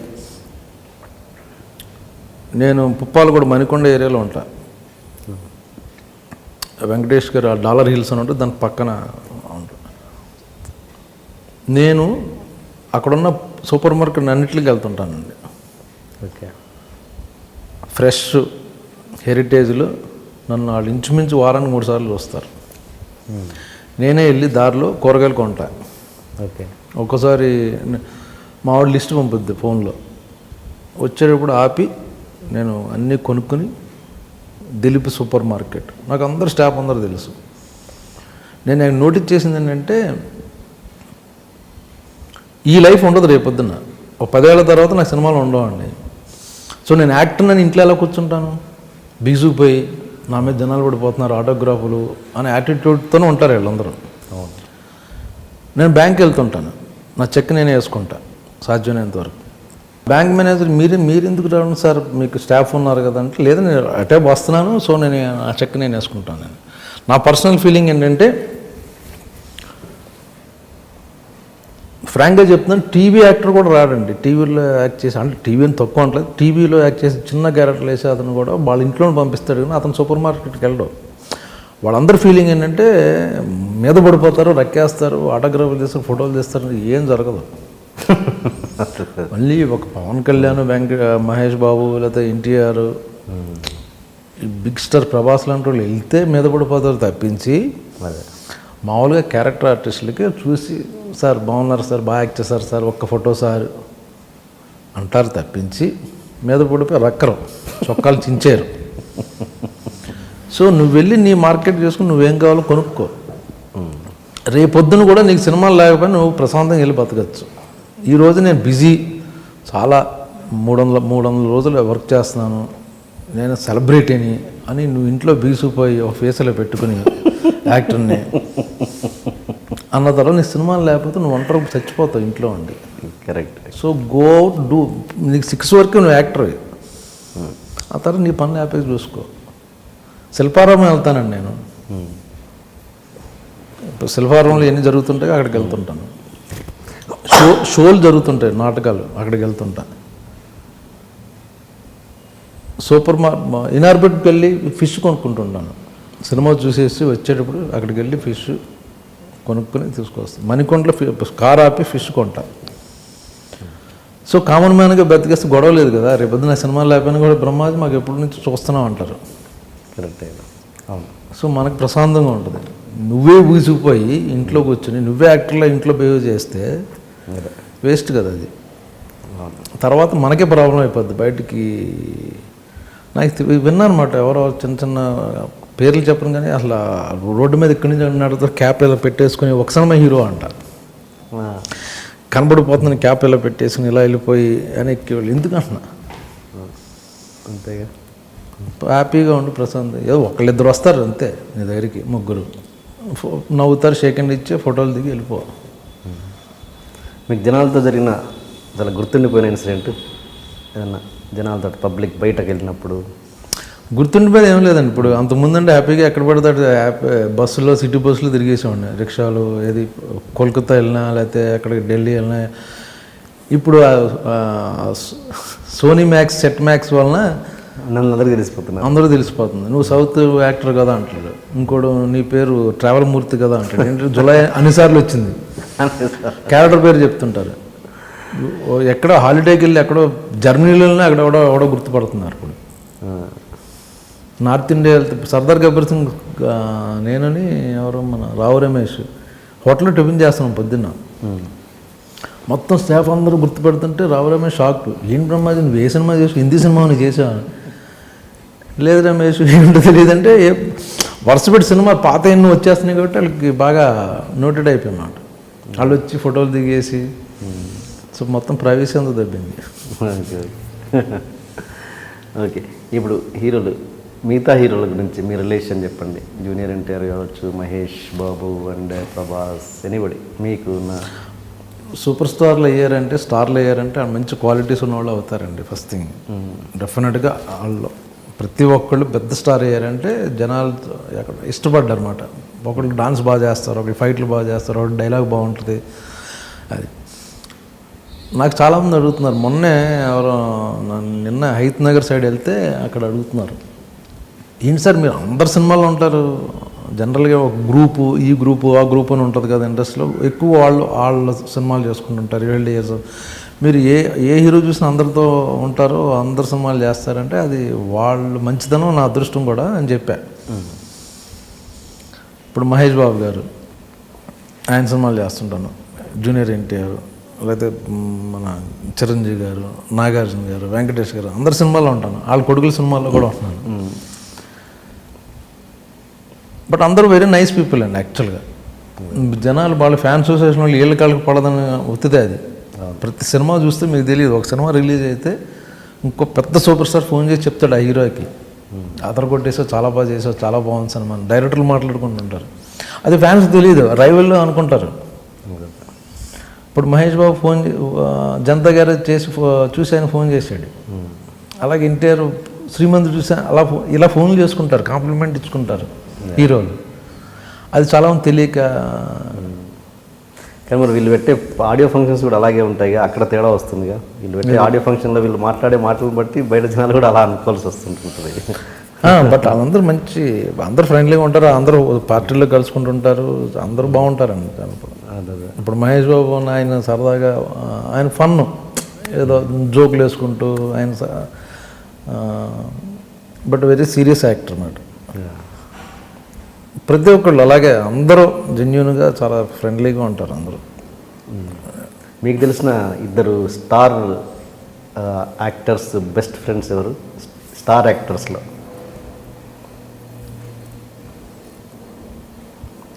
వీళ్ళందరూ బాగుంటారండి, యంగ్ జనరేషన్. యాక్చువల్గా ఎవరో మన చరణ్ కానీ, లేకపోతే ఎన్టీఆర్, బన్నీ, వీళ్ళందరూ చాలా క్లోజ్గా ఉంటారు. యంగ్స్టర్స్ అందరూ బాగా. చరణ్ అండ్ ఎన్టీఆర్ క్లోజ్గా ఉంటారు. చరణ్ అండ్ ఎన్టీఆర్ వీళ్ళందరూ చాలా ఫ్రెండ్లీగా ఉంటారు, అందరూ కలుసుకుంటుంటారు. వాళ్ళందరూ గ్యాదరింగ్స్లో, అట్లా ఫ్యామిలీ ఫంక్షన్స్లో చాలా బాగుంటారు. పెద్దవాళ్ళు ఏంటంటే వాళ్ళకి ఎవరికాళ్ళు టైం కుదరక వాళ్ళు ఎక్కడో షూటింగ్, వీళ్ళు ఎక్కడో షూటింగ్ అని పెద్దది ఉంటుంది. కానీ బట్ అకేషన్ వస్తే అందరూ చాలా ఫ్రెండ్లీగా అందరూ ఉంటారు. ఫైనల్గా ఒక ఫిలాసఫీ ఏంటి చెప్పండి, జీవితం మీద మీ ఫిలాసఫీ ఏంటి? ఎన్ని కోట్లు సంపాదించామన్నది కాదు అన్నది చెప్తుంటారు కదా. అదే మెడ్రాస్లో పాండ్య బజార్లో తిరుగుతున్నప్పుడు ఒక చిన్న సింగిల్ బెడ్రూమ్ అపార్ట్మెంట్లో ఉంటే చాలు అనుకునేవాడిని. నాతో పాటు అందరూ మా ఫ్రెండ్స్ కూడా ఒక చిన్న మారుతి గారు ఉంటే చాలు అనుకునేవాడు. అది వచ్చినప్పుడు రిలీజ్ అవ్వము, ఎందుకంటే మనం అప్పుడు అనుకున్నాం, కళ్ళగన్నాం, ఎంజాయ్ చేద్దాం ఉండదు. దాంట్లో దిగినంతక 2 bedroom ఫ్లాట్ 1000 cc మారుతి గారు ఉంటే బాగుంటుంది అనుకుంటాం. అది వస్తుంది, అప్పుడు రియలైజ్ అవ్వం. మన చూపు అంతా వేరే జూబ్లీ హిల్స్లో అపార్ట్మెంట్ మీద ఉంటుంది. దాని తర్వాత ఒక 15 lakhs ఇన్నోవా ఉంటే బాగుంటుంది అనుకుంటాం. అది వస్తుంది, అందులోనే ఉంటాం, అందులోనే డ్రైవ్ చేస్తుంటాం. బట్ మనసంతా ఆడి మీద ఉంటుంది, ఆడి మీద, BMW మీద ఉంటుంది, దాంట్లోనే కూర్చుంటాం. పలానా యాక్టర్ కొన్నాడు, చాలా పెద్ద కారు, అది కొంటే బెటర్, ఇంకా 1 crore అంటాను. సో లైఫ్ లాంగ్ ఏం అనుకుంటాం దానికి వెళ్తాం, బట్ ప్రజెంట్ మర్చిపోయి ఎంజాయ్ చేయడం మర్చిపోతాం. ఆ కారు వేసుకుని సరదాగా ఊటీ వెళ్ళావా లేకపోతే ఫారెస్ట్ ఏరియాకి వెళ్ళావా అన్నది మనం చూసుకోం. ఆ కార్లో కూర్చుంటూ నెక్స్ట్ కారు గురించి ఆలోచిస్తాం. సో ప్రజెంట్లో ఉంటూ ఎంజాయ్ చేయడం అనేది చాలా బెస్ట్. పలానా రోజు రిటైర్ అయిపోయి పలానా టైంలో ఎంజాయ్ చేద్దాం అంటే కుదరదు. Any time product will die. So ఈరోజు ఎంజాయ్ చేస్తున్నాం అనేది ఇంపార్టెంట్. డబ్బులు కూడా నీ పర్సనల్గా పిల్లలకి సంపాదించడం అన్నది చాలా వేస్ట్. నెక్స్ట్ జనరేషన్ కూడా వాళ్ళు తగలాడతారో దాన్ని నీకు తెలియదు. సో బట్ బేసిక్ సెక్యూరిటీ ఇవ్వాలి అంతే పిల్లలకి, ఉండడానికి ఒక ప్లేస్ తప్పించి మిగతాది మనం ఖర్చు పెట్టుకోవాలి. మన లైఫ్ మనం ప్రపంచం చూడండి, తిరగండి, 10 మందికి హెల్ప్ చేయండి. మీ చుట్టూ ఉన్న వాళ్ళకి, లేకపోతే మీ సర్వెంట్స్, వాళ్ళ పిల్లల్ని చదివించడం, నీ స్టాఫ్కి కానీ. మీరు అలాంటి పనులలో మీరు ఏమైనా పార్టిసిపేట్ చేస్తుంటారా? నా చుట్టుపక్కల ఉన్న నేను పేర్లు చెప్పి ఎంత చేస్తున్నానని చెప్పాను, కానీ నాకు దగ్గరున్న వాళ్ళందరూ నేను హెల్ప్ చేస్తుంటాను. మీరు ఆ స్టేటస్ని దాటిపోయారా? పలానా ఈ కారు ఉన్నప్పుడు ఇంకో కారు అన్నది ఆ స్టేటస్ని దాటిపోయారా మీరు? ఎండే ఉందండి. ఇప్పుడు నేను వాల్వో కార్లో తిరుగుతున్నానండి. అందులోనే 1.5 కారు ఉంది. అది కొనుక్కున్నాడు కదా సుబ్రహ్మరెడ్డి గారు తిరుగుతున్నారు కారు, అసలు అది 3 crores. అది తీసుకున్న తర్వాత టాటా వాళ్ళు, అంబానీ వాళ్ళ అబ్బాయి తిరుగుతున్నాడు. ఇంక దెర్ ఇస్ నో ఎండ్. అదే ఆ స్టేటస్ని మీరు దాటిపోయారా అంటున్నాను. అంటే అవును, మెటీరియల్ థింగ్స్ ఒక టైంలో ఉంటుంది, అది ఉండడంలో తప్పలేదు. ఎందుకంటే మనం టార్గెట్ పెట్టుకుంటాం, ఆ కార్ను కొనాలంటే దాన్ని వర్క్ చేయాలి. So I'm not telling that ఒక టార్గెట్, ఒక ఎయిమ్ ఉండడం మంచిది, బట్ అది వచ్చిన తర్వాత ఇంక దానికి లిమిట్ లేదు. నేను ఫలానా యాక్టర్ని అయిపోవాలని మళ్ళీ తర్వాత ఇంకా అది పెర్ఫార్మెన్స్ ద్వారా ఇంప్రూవ్ అయ్యి అతనికన్నా బెటర్ బాగా చేయాలని ఉండడం వేరుని, అతనికన్నా ఎక్కువ సంపాదించాలన్నది వేస్ట్. నేను మీరు పడుకునేది ఒక ఏసీ అండి. వరల్డ్ రిచెస్ట్ మ్యాన్ కూడా అదే ఏసీలో పడుకుంటాడు.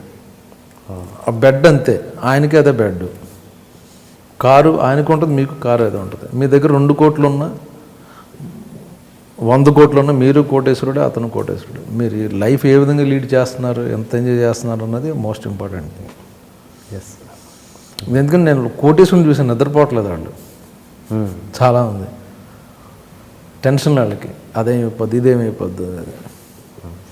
సో తక్కువ డబ్బులు ఉంటే హ్యాపీ యాక్చువల్గా.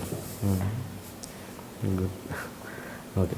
అండ్ స్ట్రగుల్స్ విషయం, మీ కెరీర్ బిగినింగ్ స్ట్రగుల్స్కి వస్తే చాలా కష్టపడి ఈ స్టేజ్కి వచ్చారు. బట్ ఇప్పుడు యాక్టింగ్ అన్నది చాలా ఈజీ అయిపోయింది, ఎంట్రన్స్ అన్నది చాలా ఈజీ అయిపోయింది.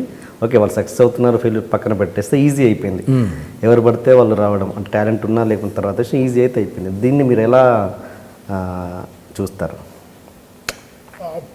ఆపర్చునిటీస్ ఉన్నాయండి, బట్ ఎవరు పడితే వాళ్ళు వచ్చేయడం కూడా ఈజీయే. బట్ ఎంతవరకు సస్టైన్ అవుతారు అన్నది టాలెంట్ ఉన్నవాడు. ఇండస్ట్రీకి మంచిది అని అంటారా? అంటే అందులో మేబీ రామ్ గోపాలవరం లాంటి వాడు వస్తాడేమో. ఆయన మామూలు పని చేయట్లేదు. చాలామంది తెలియదు ఏంటంటే, రాము గారు ఓపెన్ చేశాడు, నెక్స్ట్ 100 years సినిమా చూపిస్తున్నాడు అందరికీ. ఆయన చేసిన సినిమా బాగుండకపోవచ్చు, బట్ ఆయన చేసిన ఎక్స్పెరిమెంట్ చాలామంది కాన్ఫిడెన్స్ వచ్చింది. 5Dతో సినిమా చేయొచ్చు, ఐఫోన్తో సినిమా చేయొచ్చు. కానీ యాక్టర్ వాల్యూ పడిపోవట్లేదా? ఇప్పుడు సపోజ్ ఓకే, బ్రహ్మాజీ గారు ఒక 5 లక్షలు తీసుకుంటున్నారా, ఆయన ఎందుకు 50,000లో ఇంకో ఆర్టిస్ట్ ఉన్నాడు, అతను పెట్టేసుకోండి. తీసుకుంటారు. బట్ అది అది అది ఇప్పుడు మీకు సినిమా చూసేటప్పుడు బ్రహ్మాజీ ఉన్నాడా లేదా ఆడున్నాడా అని ఎవడో అనుకోరండి. సినిమా పెళ్లి చూపులు ఎవరున్నారండి? లేరు కదా. సో సినిమా బాగుంటే చూస్తారు, కనెక్ట్ అవుతారు, లేకపోతే లేదు. అరే బ్రహ్మాజీ లేడు ఇందులో, నేను వెనక్కి వెళ్ళిపోడు, టికెట్ చించేసి. ఓకే, అంటే స్టార్డమ్కి వాల్యూ లేదంటారు మీరు? సూపర్ స్టార్కి వాల్యూ డెఫినెట్గా ఉంది, బట్ కొత్త వాళ్ళకి కూడా అవకాశాలు ఉన్నాయి. ఇప్పుడు 2 సినిమాలు ఉన్నాయి మనకి. నీకు దమ్ముంటే మంచి కంటెంట్తో, కొత్త ఆర్టిస్టులతో 5Dతో తీసుకో. 10 రోజుల్లో తీసుకో, 20 రోజులు తీసుకో. ఆ సినిమాలు ఉన్నాయి.